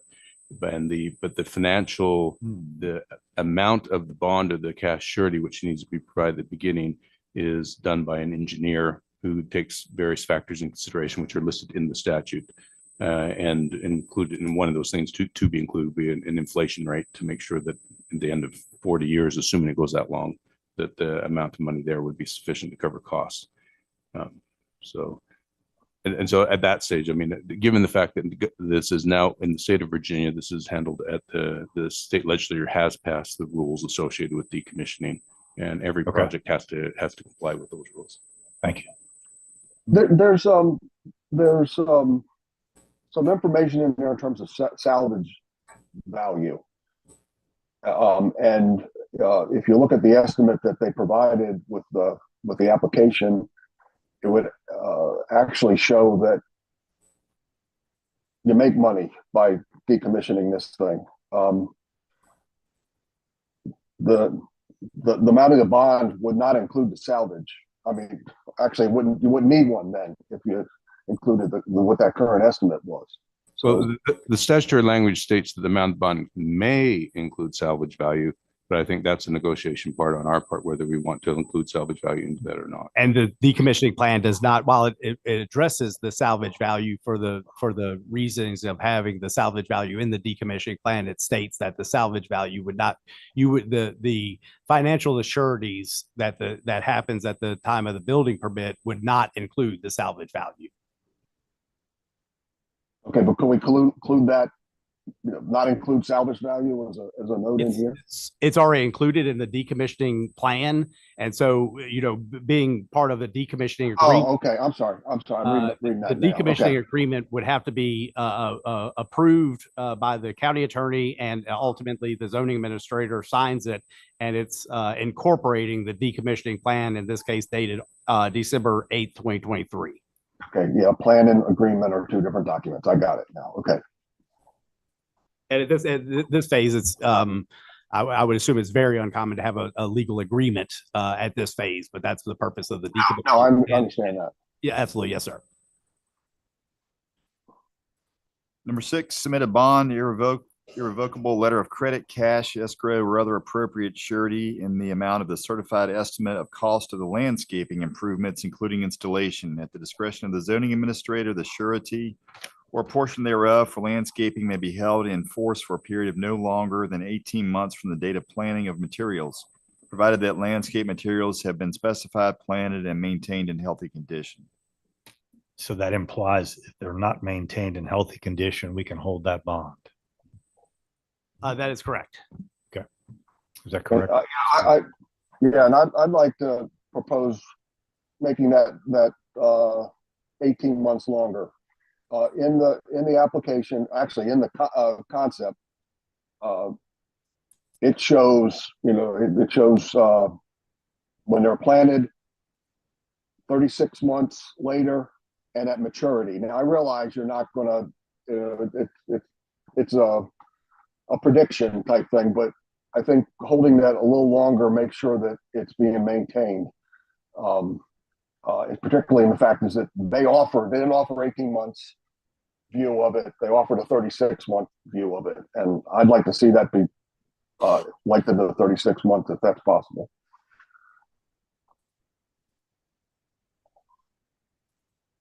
Okay. I think that's been brought up about the maintenance of this thing, and with the soil types and all that, it could be a challenge. Number 7, at the time of site plan review, the applicant shall provide to the zoning administrator a written panel specification and composition disclosure document. Project shall comply with accepted national environmental protection and product safety standards for the use of solar panels for solar photovoltaic electric energy projects. Such existing product certifications and standards include the National Sanitation Foundation, American National Standards Institute number 457, International Electrotechnical Commission number 61215-2, Institute of Electrical and Electronics Engineer Standard 1547, and Underwriters Laboratories number 61730-2. The site plan shall reference the specific safety standards and how the project safety standards will be met.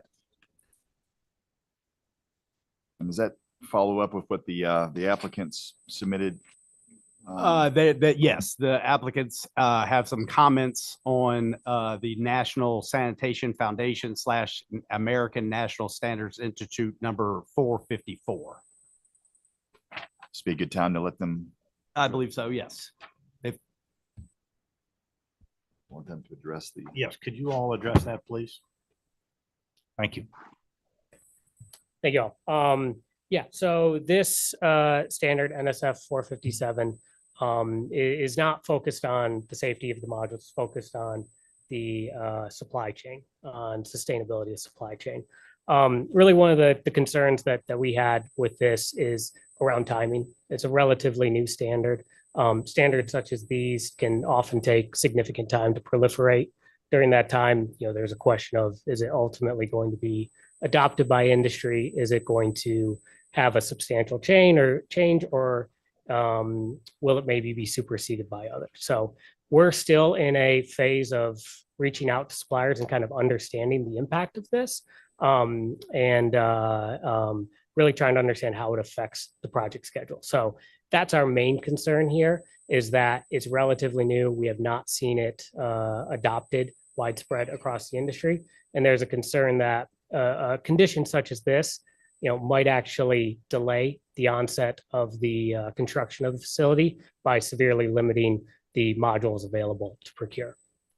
And some of the suppliers we're reaching out to are, tier 1 module manufacturers. So these are manufacturers that by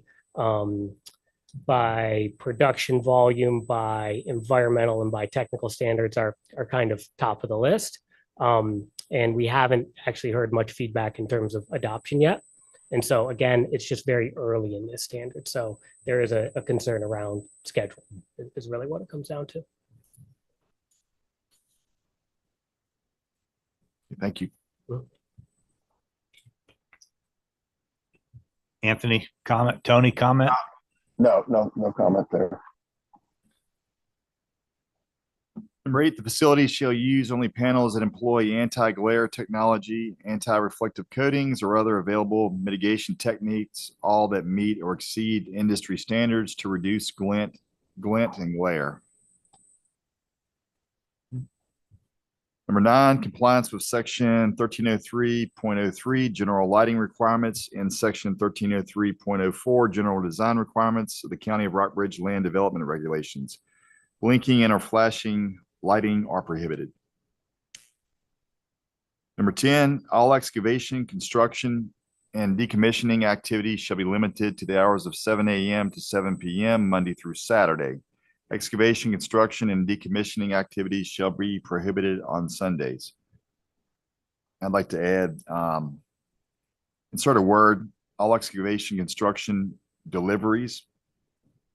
Without explicitly saying that, it's trucks could come in on a Sunday, drop off for a Monday, so.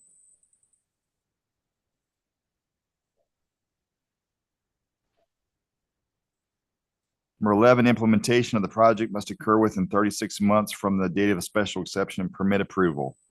Project substantial completion must occur within 18 months from the date of implementation, with up to a 4-month extension of the substantial completion date upon a written request by the applicant and landowners to the zoning administrator, detailing the reasons for the extension.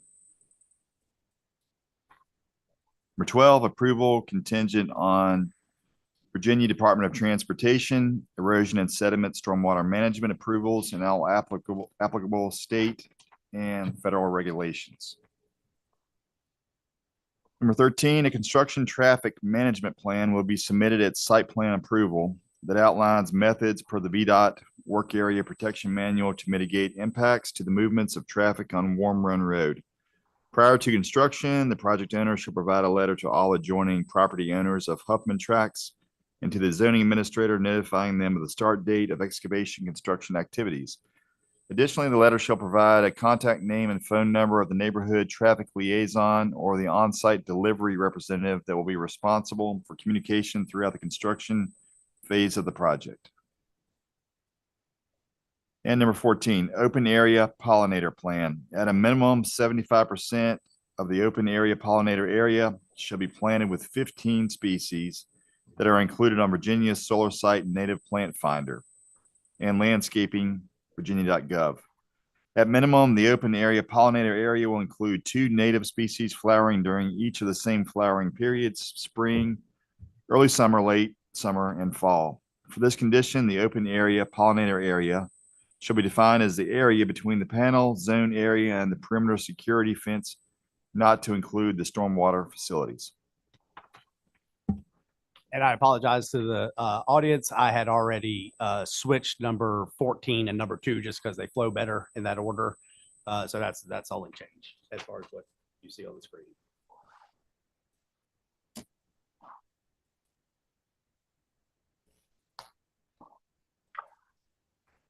There was a comment, I don't know if it's addressed anywhere about the like first responders or fires or things like that, that they train the locals, fire companies. It seems to me that I read somewhere that it was addressed, but it's definitely not in the conditions at this point. It's not in the conditions. We have had multiple conversations with the Department of Fire and EMS, and in an excerpt from a email, I'll just read it directly. Should there be a fire inside of a solar field, no activity will take place until the power company contractor has arrived to ensure that the power is disconnected. As a result, we would be operating at the direction of the power company during these types of emergencies. As far as additional costs to the county, we do not anticipate anything extremely high or out of range. There are some covers out there that can be used to place over the panels if needed for extinguishment. However, I believe, and this was from Chief Nathan Ramsey, however, I believe that our heavy-duty salvage covers would perform in the same way if we were required to deploy.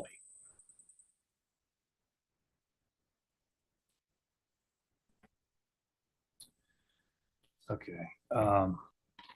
Any other conditions anybody would like to add? Tony, are you comfortable where we are? Comfort, I don't know, but I mean, I think the fact that we've gone over them, and Chris has been updating things. I think various of us talked to them, and again, I think it was worthwhile. Thank you very much for going through those. I know it was a little tedious, but I think it had to be done. I have no more further comments on it. Thank you, gentlemen. This is the time where I asked I have nothing further to say as well. I asked for a motion. Do I have a motion? Is that what I asked for? Is that how we do it? Do we have a motion?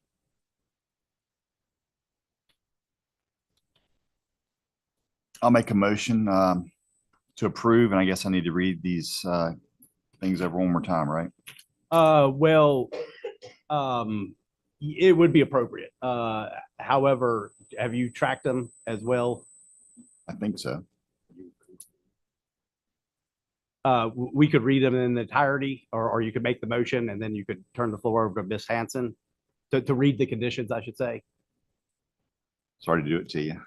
I'll make a motion to approve the Warm Run Solar application.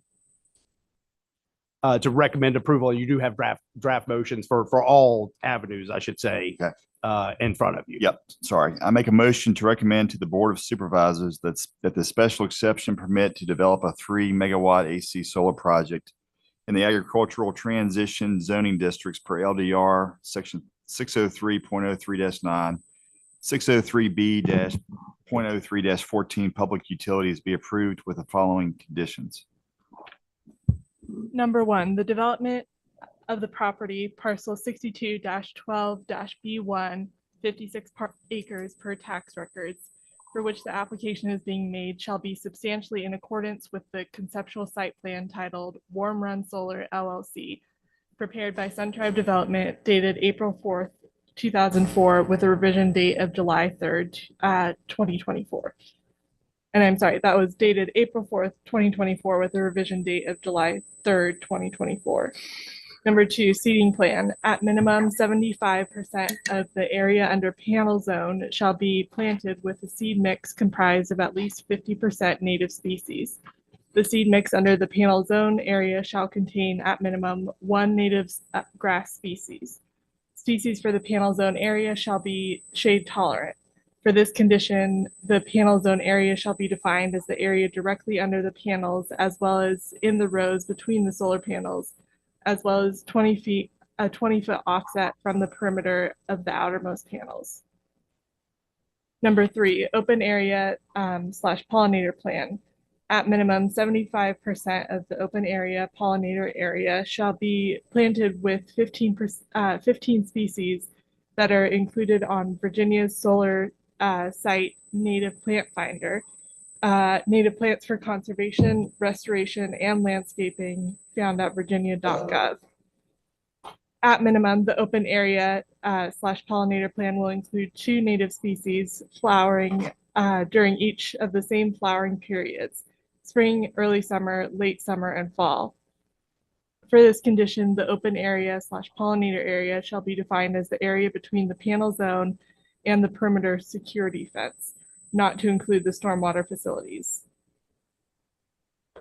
Number four, areas of grading cut to accommodate the array shall be limited to 35% of the panel zone, or approximately 6.5 out of 19 acres, as described in sheet P105 of the conceptual site plan titled Warm Run Solar LLC, prepared by SunTribe Development, dated April 4th, 2024, with a revision date of July 3rd, 2024.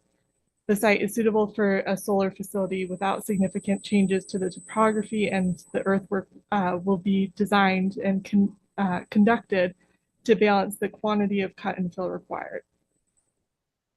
Number five, the maximum of height of the solar array at maximum tilt shall be 15 feet. Number six, acceptance of a decommissioning agreement by the project owner / developer, incorporating the decommissioning plan dated December 8th, 2023, subject to Virginia licensed engineers certification of the decommissioning cost and providing financial assurance of such performance to the county based upon the engineer's certified estimates, as approved by the county as outlined in the Code of Virginia, section 15.2-2241.2. Number seven, submit a bond, irrevocable letter of credit, cash escrow, or other appropriate surety in the amount of a certified estimate of costs of the landscaping improvements, including insulation. At the discretion of the zoning administrator, the surety or portion thereof for landscaping may be held in force for a period of no longer than 36 months from the date of planting of materials, providing that landscaping materials have been specified, planted, and maintained in healthy condition. Number eight, at the time of site plan review, the applicant shall provide to the zoning administrator a written panel specification and composition disclosure document. Project shall comply with accepted national environmental protection and product safety standards for the use of the solar panels for solar voltaic energy, electric energy projects. Such existing product certifications and standards include the National Sanitation Foundation American National Standards Institute number 457, International Electrotechnical Commission number 61215-2, Institute of Electrical and Electronic Engineers Standards 1547, and Underwriters Laboratories number 61730-2. The site plan shall reference the specific safety standards and how the project safety standards will be met. Number 9, the facility shall use only panels that employ anti-glare technology, anti-reflective coatings, or other available mitigation techniques, all that meet or exceed industry standards to reduce glint and glare. Number 10, compliance with section 1303.03 general lighting requirements and section 1303.04 general design requirements of the County of Rockbridge land development regulations. Blinking and or flashing lighting are prohibited. Number 11, all excavation, construction, deliveries, and decommissioning activities shall be limited to the hours of 7 a.m. to 7 p.m. Monday through Saturday. Excavation, construction, deliveries, and decommissioning activity shall be prohibited on Sundays. Number 12, implementation of the project must occur within 36 months from the date of the special exception permit approval.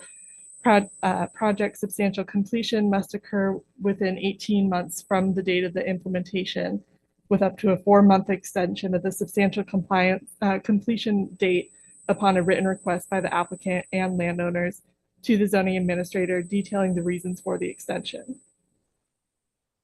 Number 13, approval contingent on Virginia Department of Transportation, VDOT, erosion sediment and sediment/stormwater management approvals and all applicable state and federal regulations. Number 14, a construction traffic management plan will be submitted at site plan approval that outlines methods per the VDOT work area protection manual to mitigate impacts to the movements of traffic on Warm Run Road. Prior to construction, the project owner shall provide a letter to all adjoining property owners of the Huffman tracts and to the zoning administrator to notifying them of the start date of excavation/construction activities. Additionally, the letter shall provide a contact name and phone number of the neighborhood traffic liaison or the on-site delivery representative that will be responsible for communication throughout the construction phase of the project. Thank you, Vivica. All right, Tony, you still with us there? Yes, I'm here. All right, we're back to the motion. Dave Whitmore made a motion to approve. I'll second. All right, so it's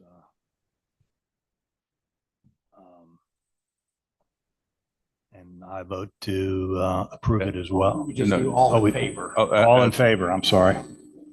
Aye. Aye. Aye. And then opposed. Opposed? Carries 3-2. The motion carries 3-2. All right. Hey, I suggest we take a 5-minute break right now. Very well. And there's no way to appreciate pause the YouTube that break. We'll reconvene at 9 o'clock or a little bit after 9.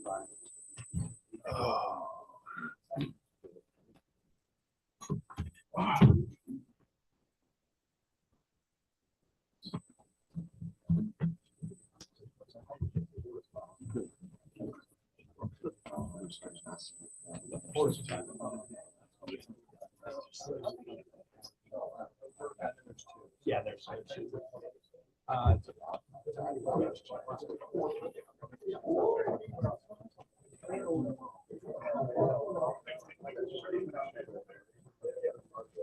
This is the same, this Virginia Power, the same we talked about last time.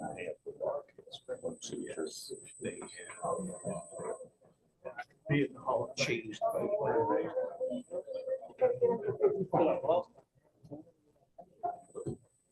All right, I'll be right back.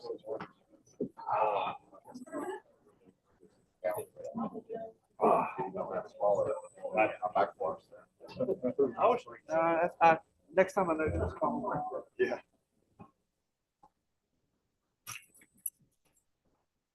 So do they have all these motions as well? They done.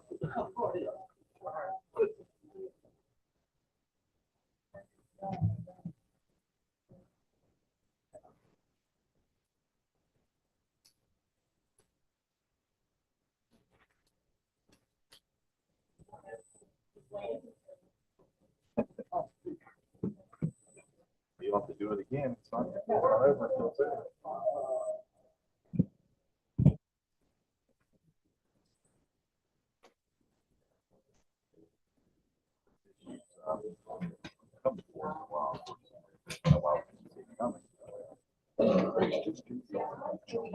Whatever it is, I'm against it. Yeah, that's right. That's right. Yeah. You're right. Absolutely.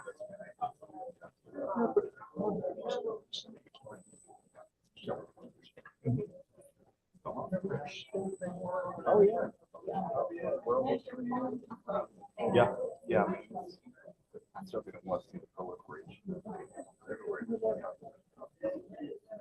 You gotta do something, or else you gotta come up with a different energy policy. No, God,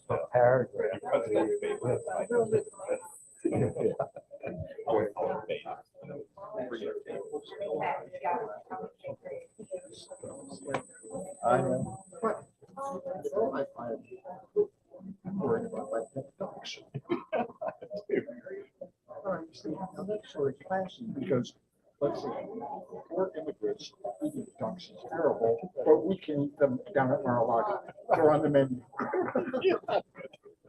Oh, man, I've never seen anything like it. Well, yeah, the bizarre statements that certainly went above the first one.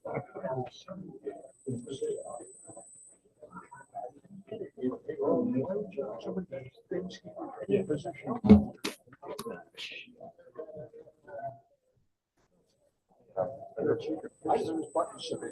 Oh, yeah.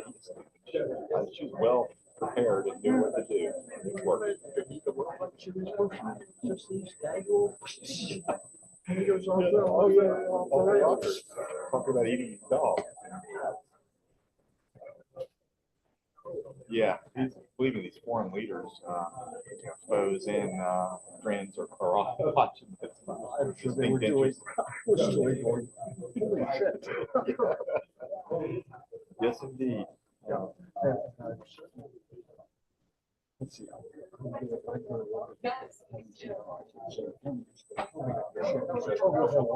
Worst place in the world. Right, exactly. What? I just don't get it. So, I mean, I walk out of my door every day and I look around and I go, America's kind of nice. yeah, it's kind of nice, you know? Things are not that normal. Oh, mercy. Well, now I'm worried about the cat. I'm worried about the ducks across the street. That's right.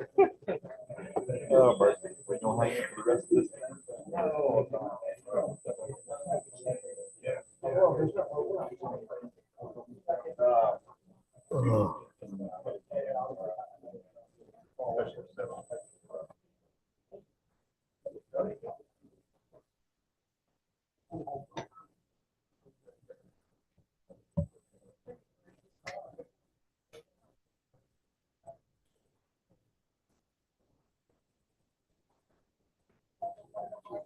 Oh, yeah.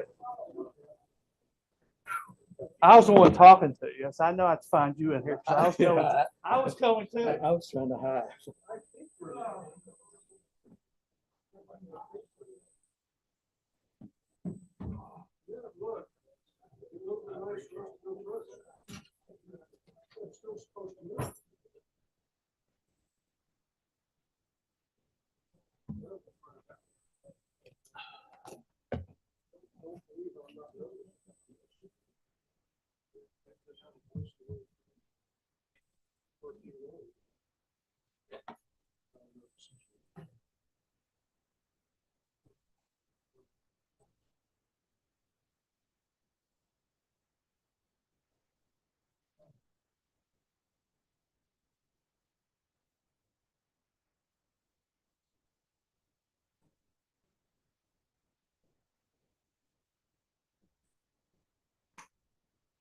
The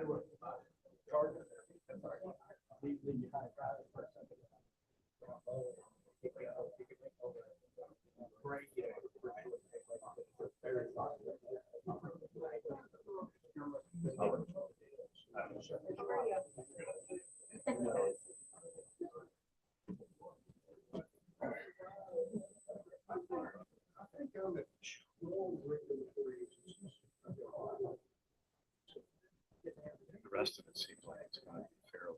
Yeah.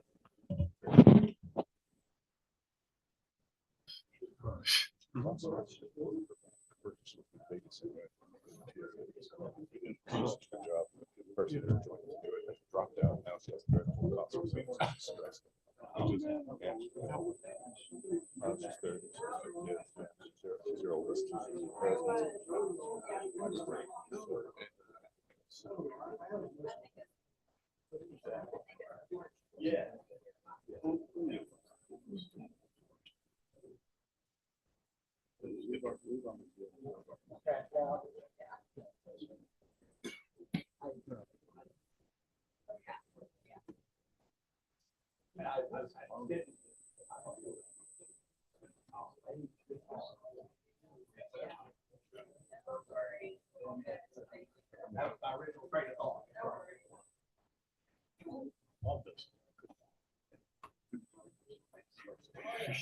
All right, start the talk. I like that.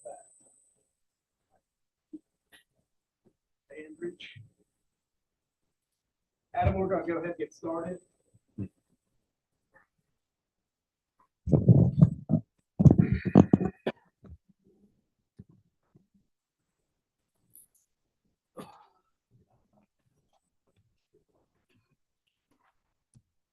What? Chris, should I fire it up right now? Yeah, give me 2 seconds to get my GIS caught up with me. I should have done that during the break. Had everything else organized. Yes, sir. All right, we're on item 6 on the agenda. Stephen D. and Christina M. Hart, 688 Stillhouse Drive, Lexington, Virginia, 24450. An application for a special exception permit to develop and operate a country general store in the agricultural and general uses A-2 zoning district. Yes, as stated, Stephen D. and Christina M. Hart, address of 688 Stillhouse Drive, Lexington, Virginia, 24450, have made an application for a special exception permit to develop and operate a country general store. Property is further identified, and let me back up. I'm going to share my screen.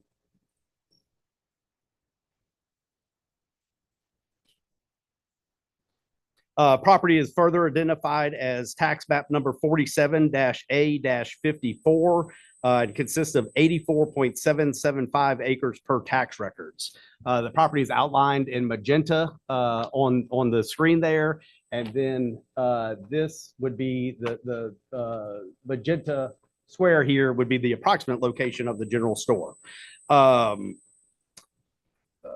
The property is located in the agricultural and general use districts, A2 zoning district per section 603.03-6 of the regulations. Country general stores are used by special exception in the A2 zoning district.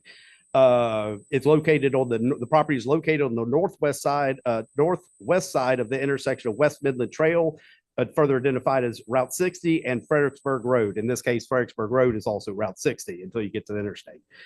Property is in the Carrs Creek Magisterial District. Along with the general store, a limited brewery is proposed in the development per section 4.1-206.1 and 15.2-2288.3-1 of the Code Virginia. A limited brewery, commonly referred to as a farm brewery, meeting the certain criteria, is required to be an agricultural use. So that aspect is not part of this special application. It is only the country general store, and based on amendments, has the ability to have a restaurant component with it as well. With that, I'm gonna briefly stop sharing my screen and turn the floor over to the one of the applicants, Mr. Hart. And I do have your presentation.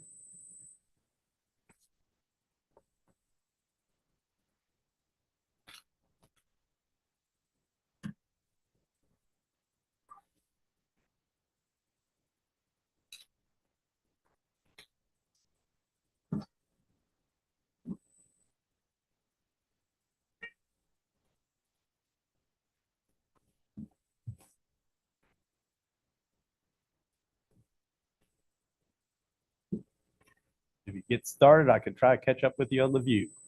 Okay. Well, I'll try to make it short. About 4 years ago, we started Cars Creek Community Market, farmers market on our farm, started it in the middle of COVID. And this was actually the desired end state. The desired end state was to grow it into a market. Because if you happen to live around Cars Creek or you've been there, you know some old people there. Mr. Cliff Hall talks about all the things we used to have. Well, we're tired of used to haves. We actually want to have something. So the idea was we'll start as a farmer's market. We'll start to generate income for the farmers. We will then grow that into a facility that will help us market things for local farmers. The ideal idea is a general store. And if you have a general store, then it's really nice to have food. We have several places like this in the county, Gertie's, Lanes, things like that. And so that's what we're asking for, is a special exception for a general store with attached restaurant. The next slide, please, Chris. All right, all the really important questions start with why. And I believe what we discussed earlier, it's a use by special exception, so it has to follow the rules and it has to be in the public interest or public benefit.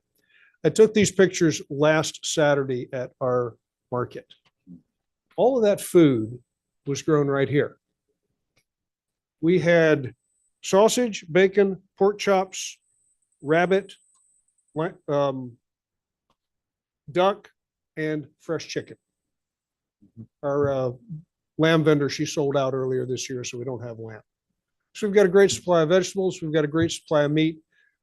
It's not 12, it's actually 13 vendors that we have that cycle through there. Now, if you're familiar with all of our regulations for farming, if you want to be a farm, you have to sell $1,000 worth of stuff. Well, if you're a big old honking farmer, that's easy. Just go to sale barn.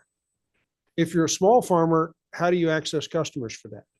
And if you're a customer that actually wants to purchase things locally, how do you do that without having to go to 12 different places? Well, that's the need that we filled. And you'll see the pasta that's up there. That's actually the best selling point for my pork chops. Because I can say to customers like, hey, go down there and get your pasta and you can have you can eat dinner. And go over there and get your pie and you can get your whole meal. And we're starting to see people do that. We're starting to see people come out and they're walking out with bags of food that they're going to eat with on the whole week. We want the store to do the same thing. We want the restaurant to do the same thing. The concept for the restaurant is going to serve one meal because we're lazy and we're only going to make one thing at night. You come in, do you want supper? We'll serve you supper. Tonight it's beef stew. If you don't want beef stew, go somewhere else. Right? So a limited service restaurant serving things that are produced in the community. And we think this is a good idea because there's somebody that would grow vegetables if they could market it. And they can't go Wednesday because they have a day job. And that is really what we want to do. Yes, we know that's going to cost more, but we think people are willing to pay for that. And in my previous job, I did a whole lot of stuff with resilience. And that was the question is like, well, can you actually buy resilience? Well, the truth is actually you can. It's really hard to disrupt that supply chain. It's not impossible, but it's hard, unlike Kroger. So that's the why, and that's the benefit that we provide. We think it's going to provide. Both is a benefit to our farmers to allow them to access markets and to our customers to allow them to have a market. Chris, I just got one more slide. I'm sorry, 2 more slides. The site plan, and I've changed the design already while we were in the meeting here. We're going to go off of Fredericksburg Road. It will be almost opposite the Big Spring entrance. VDOT has been out. I've gone through the whole design process with VDOT. I just have not turned the paperwork in because they're going to hold 10,000 of my dollars until I get it fixed.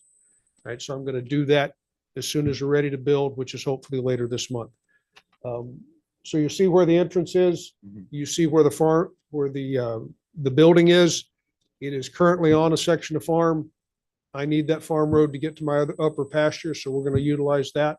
And then the building will go just about where that star is. It's away from any of the houses in the area. You can't see it from the closest house. I've actually spoken to the closest neighbor, Mr. Sensabaugh, that lives right down on the corner.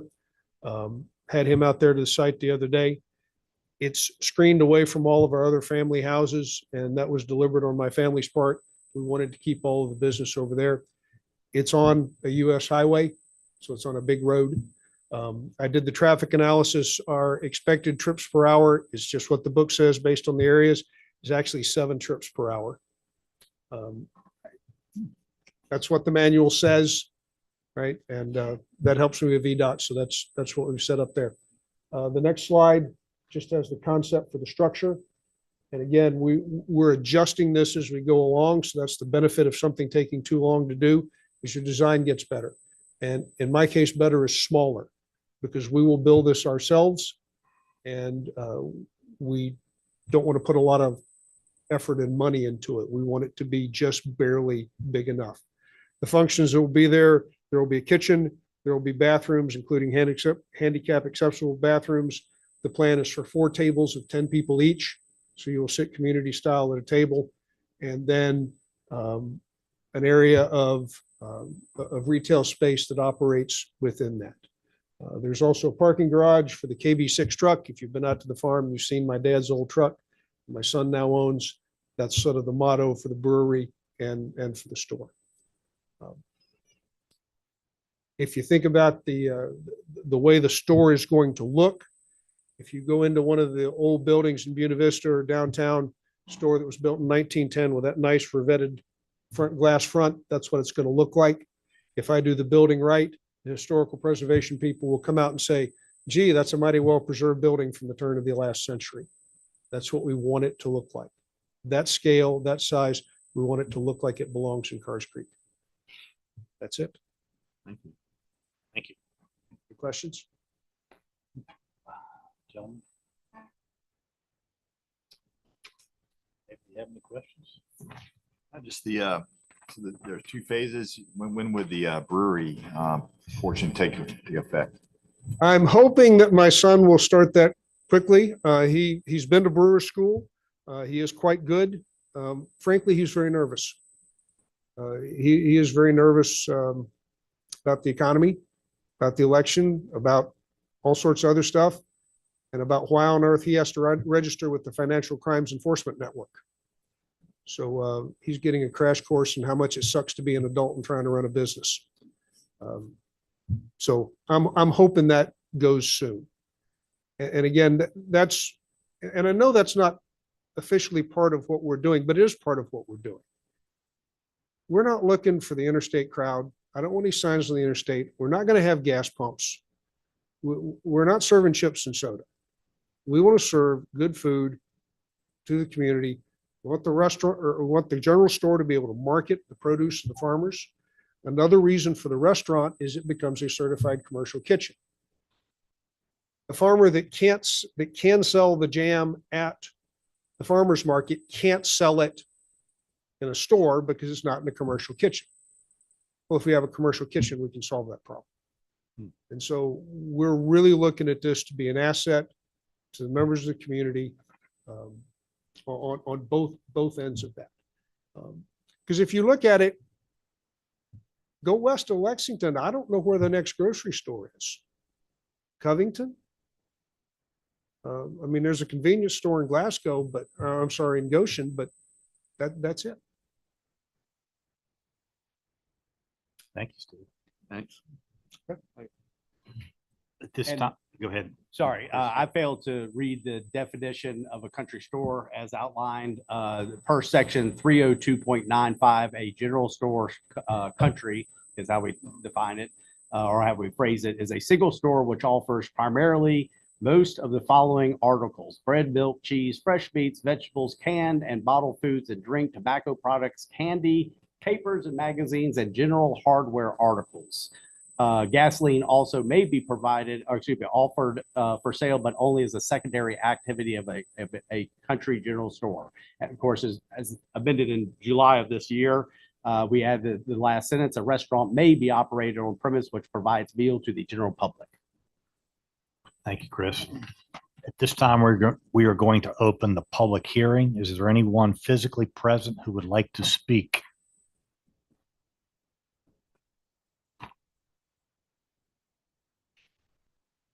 Hi, I'm Robin Moore, and I live in Cars Creek. I am a neighbor of Steve's and drive by every Saturday morning. Sometimes I get to attend the market and sometimes I don't, but I think it's a great idea. for our community, fresh food, camaraderie. There's kids running around playing. It's just, I think it'd be a real benefit to the Cars Creek community. Thank you.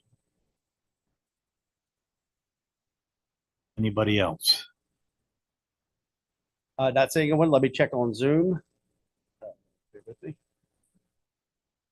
If there's anyone that's joining us via Zoom and would like to speak on this public comment, please utilize the raise your hand button now. Not seeing anyone, turn the floor back over to the chair. Okay. With no further comments, we close the public hearing. Discussion? Anything to discuss? Nope. All right. David? Just one clarification, though. It sounds like a good plan, a good project. On the conditions, I know Mr. Hart said he changed up some things, and so we have substantial compliance with the site plan. Is that the one that's currently in our package, or?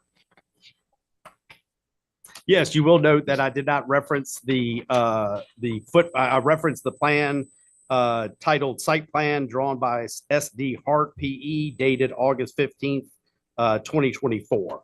That does not include it includes the access road, obviously, parking area, and the footprint of the building.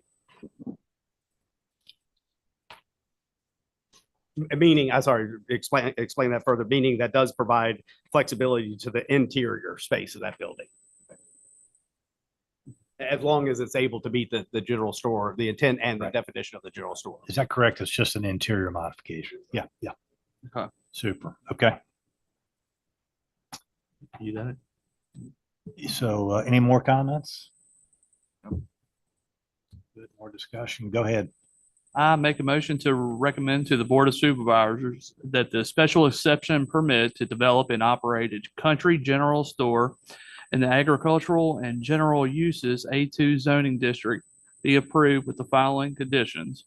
One, the development of the property, portion of the tax map number 47-A-54-84 period 775 acres per tax records for which the application is being made shall be substantially in accordance with the conceptual plan titled Site Plan Sheet C008 drawn by SD Hart PE dated August 15th, 2024.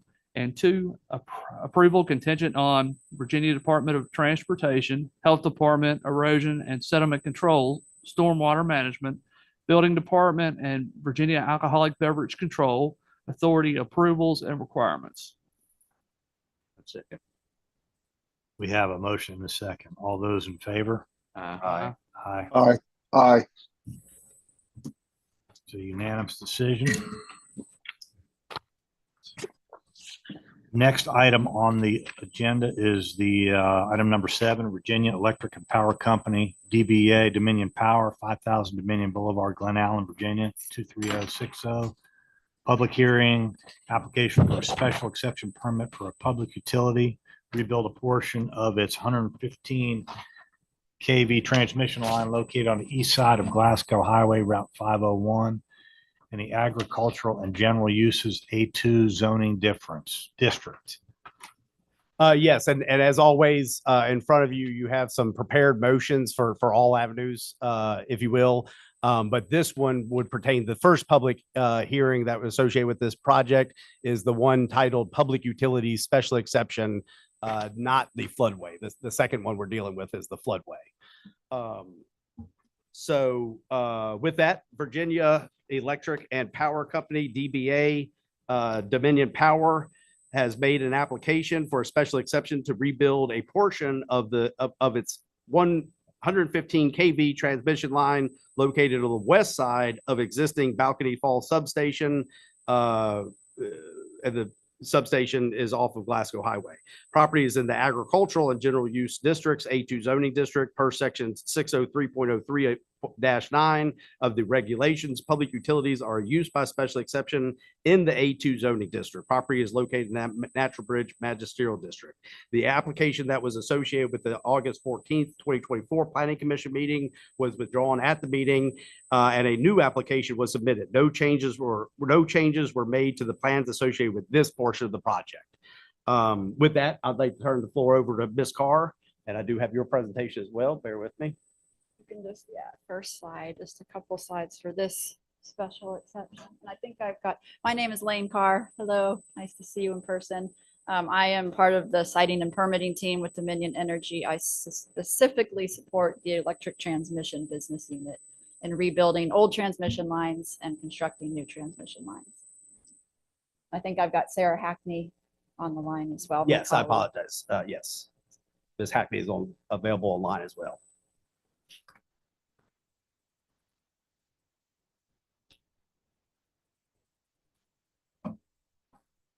Scroll, okay, you can barely see on the bottom there is the A2. Yep, there you go. Thank you. So there's just one structure that we are rebuilding in the A2 zoning district. The 5 additional structures in the A1, I want to point out, those are existing lattice structures. They will remain in place. We're just going to make minor modification to those 5 lattice structures, replace some old bolts and reinforce some of the steel. So the one structure for this special exception, if you can go to the next slide, please, Chris. That is the existing structures on the left and the proposed weathering steel H-frame structure there on the right.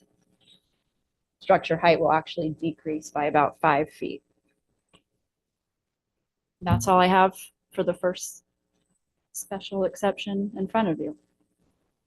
And if it's appropriate, I will add, we have some newer planning commission members. Previously, Dominion had come by, came through the special exception process, I should say, to rebuild the Balcony Falls substation located essentially right under the A2.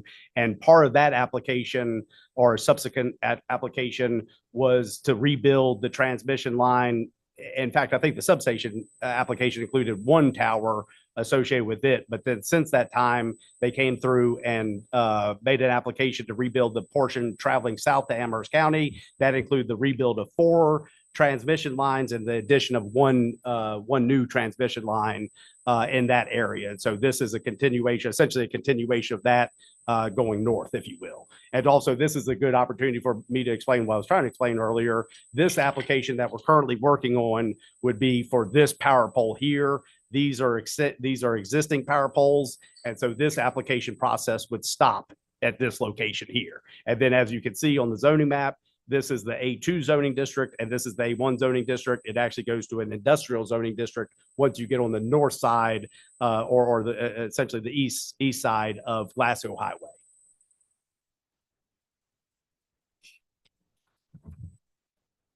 Okay, that concludes your presentation, correct? Thank you. Thank you. At this time, we are going to open the public hearing. Is there anyone physically present who would like to speak? Not seeing anyone, I will turn to the Zoom meeting. If there's anyone on the Zoom meeting that would wish to speak, make a comment during the public hearing comment for this portion, please utilize the raise your hand button now. Not seeing any, I will turn the floor back over to the chair. With no further comments, we will close the public hearing. Comments? Straightforward. Very straightforward. No comments. Do we have a motion?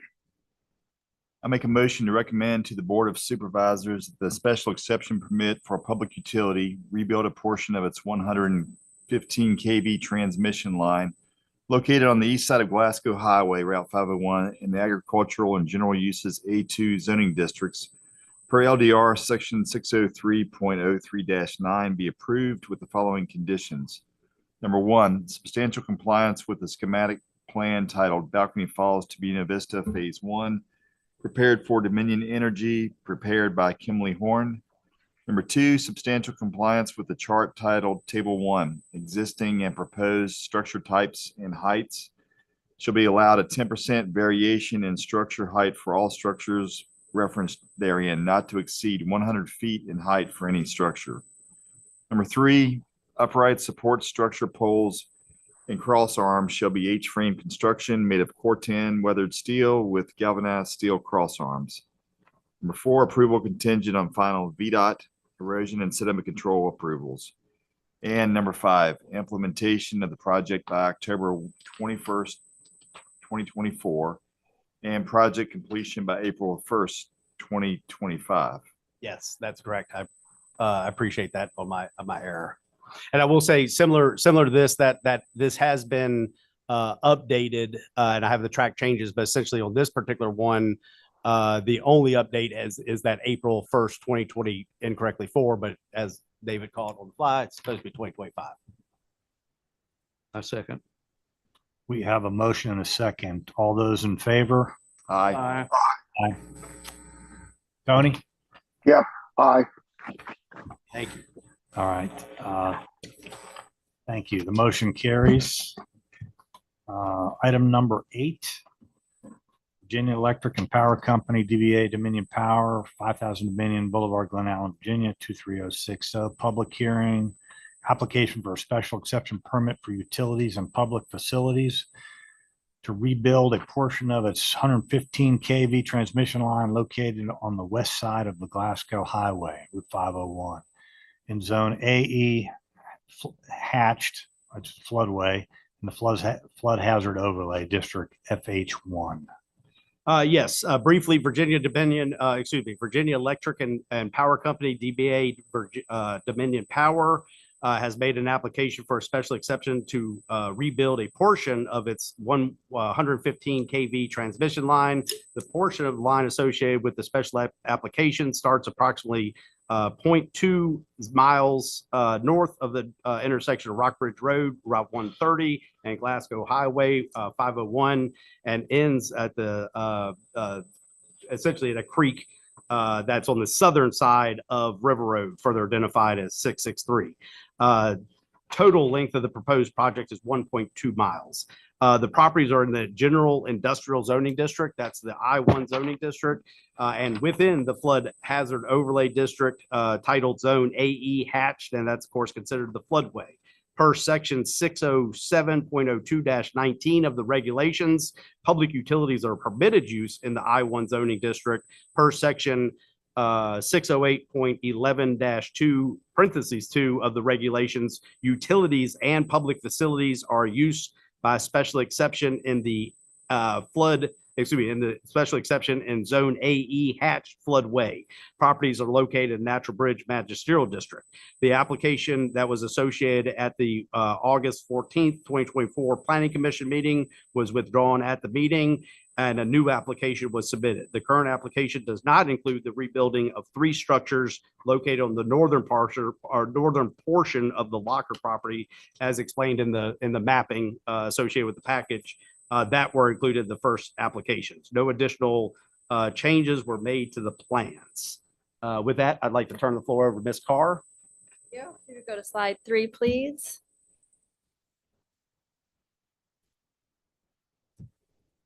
There you go, and you can zoom in on the floodway structures we're speaking about here. Thank you. So this special exception application will require the replacement of 9 existing structures currently existing of steel lattice and wood poles. They will all be replaced with weathering steel Corten monopoles.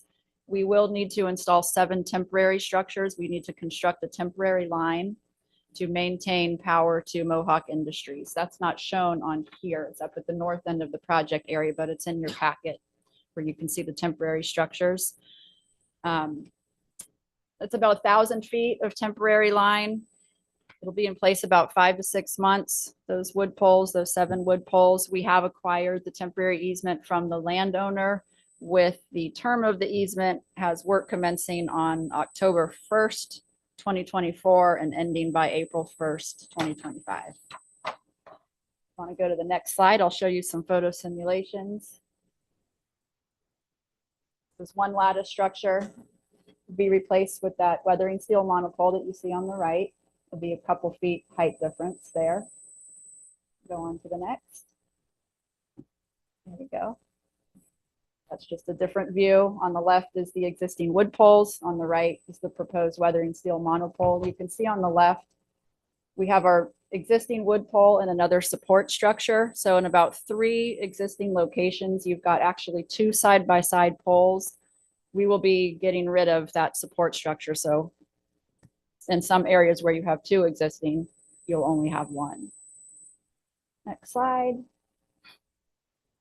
This is a photo simulation of what the temporary line will look like. And that's all the photo simulations I have. I know last time we spoke, there was concern about access through the ag fields on these landowners' property. So I just wanted to provide you some additional information. We do have all of our VDOT permits for our construction entrances. We also have our CGP permit from DEQ. We are coming in to the south there, right near the intersection. I think that's Route 30 and 501. There's an existing gravel entrance there. We'll use that gravel entrance. We'll top dress it as needed. Where the gravel ends, we will lay timber mats to our existing right-of-way, and we will lay timber mats up through our existing right-of-way, including throughout the temporary line. The other construction entrance over there on 501. There you go. Coming from east to west through the Locker property, that's an existing dirt road. We will top dress that with gravel. The gravel will probably remain. We do soil calculations there to determine for DEQ standards if the gravel can stay. So if the landowner would like the gravel, we're happy to leave it there. And again, from that entrance, we'll lay the timber mats up through our right-of-way and down through the temporary easement.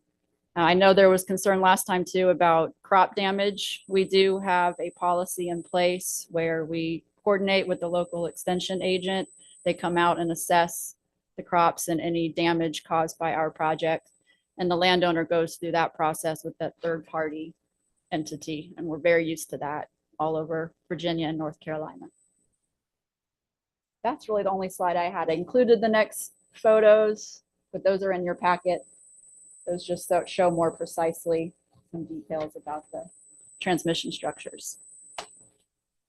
Thank you. Thank you. Thank you. At this time, we're going to open the public hearing. Is there anyone physically present who would like to speak? Not seeing any. I'll turn attention to the Zoom. If there's someone on Zoom that would like to make a comment, please utilize the raise your hand button now.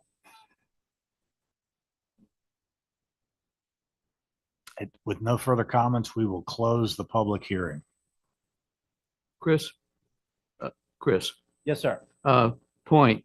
On the agenda item, you say it's on the west side of the Glasgow Highway on the pictures and also in the motion, it's got the east side. It should be the west side of Glasgow Highway. Yeah, for the second application, I apologize. It's the west side of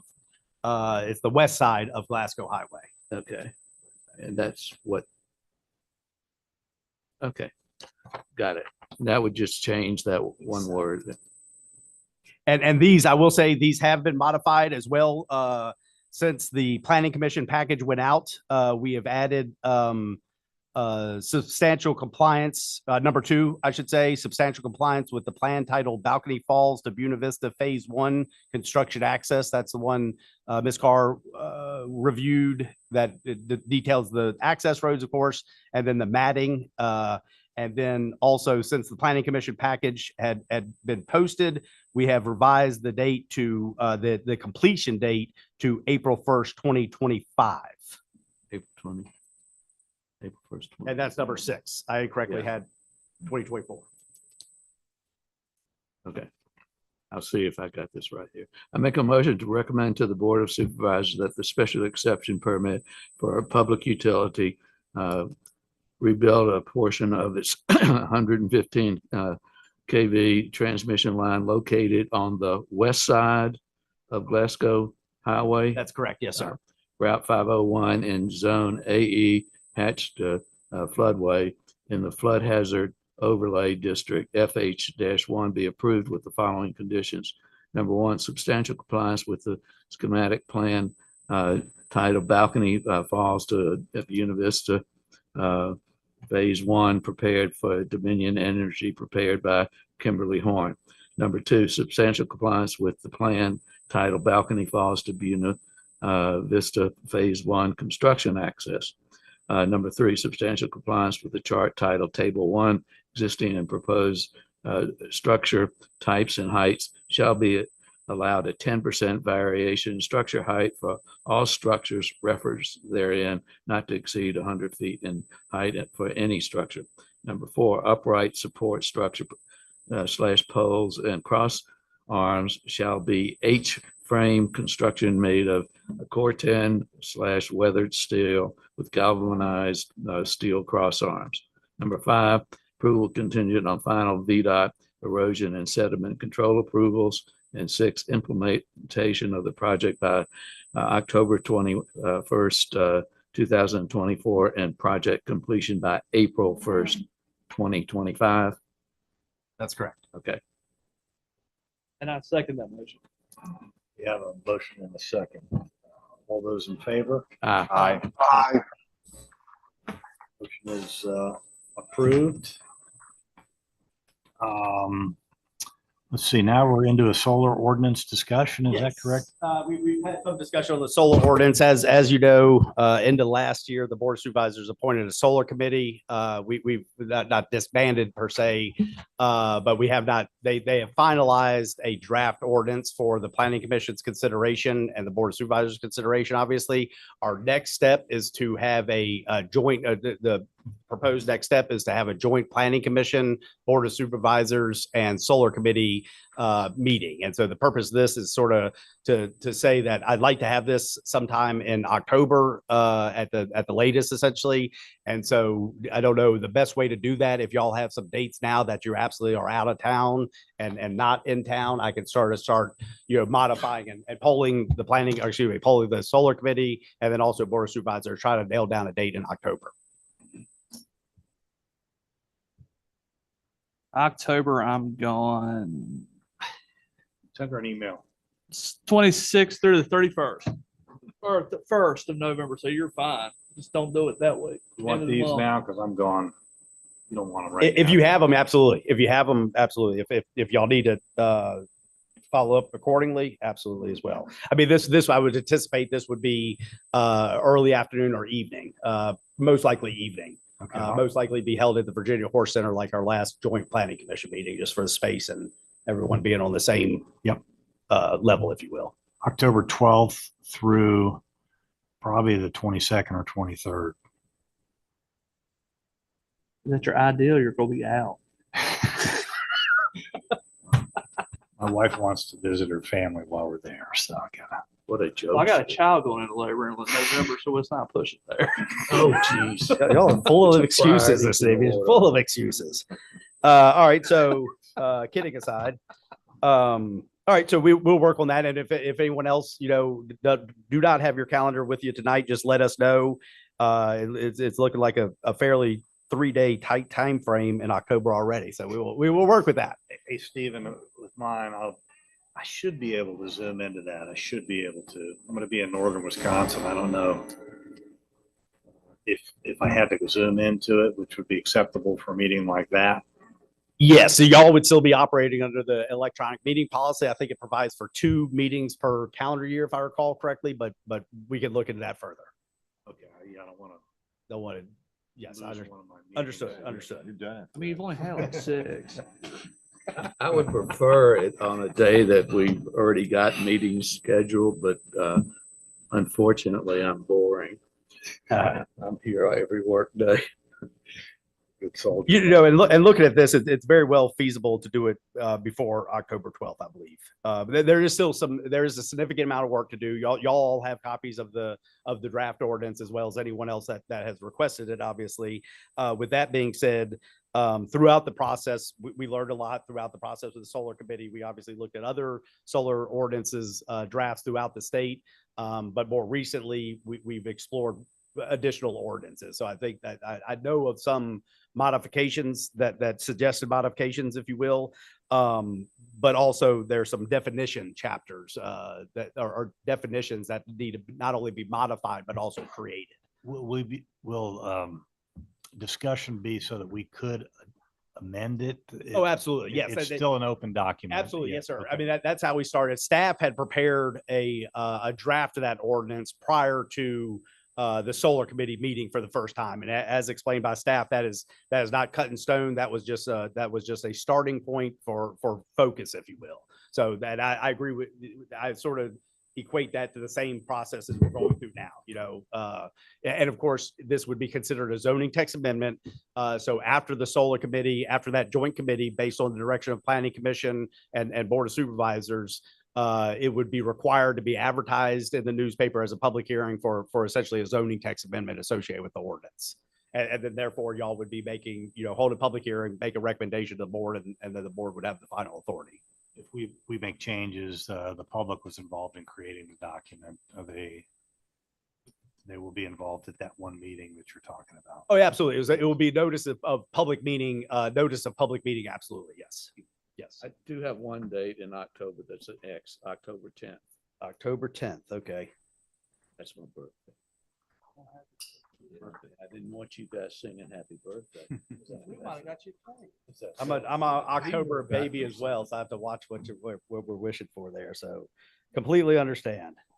Hey, Chris, you said you've looked at other zoning ordinance, solar ordinance. I feel like I've learned so much of this process right here, for this one thing. But and I said it before, is that it was this project, this site, under the rules that we're on right now. So we're proposing changing the rules, in a sense, right?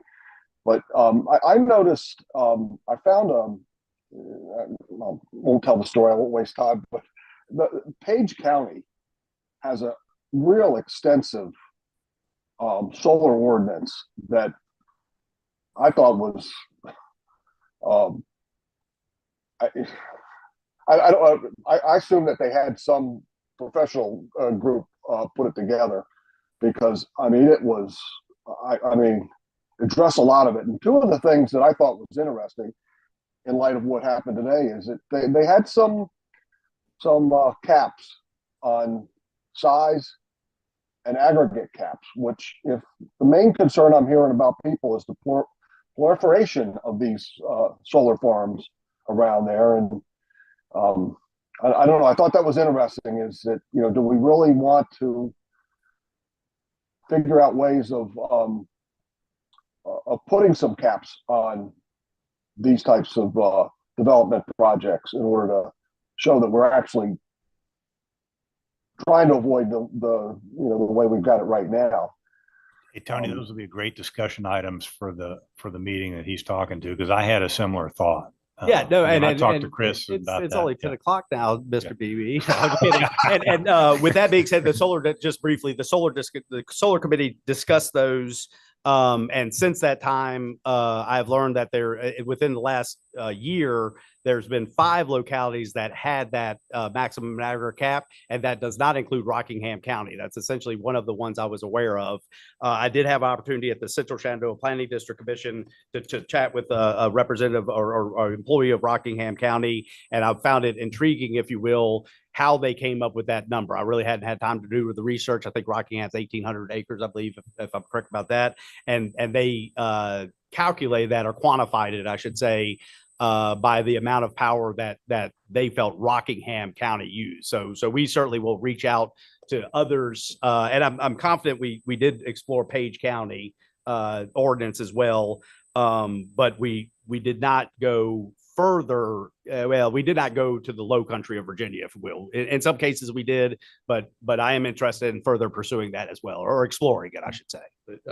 So Rockingham had the number of amount of energy that Yes, the sir. county. So you're going to get the.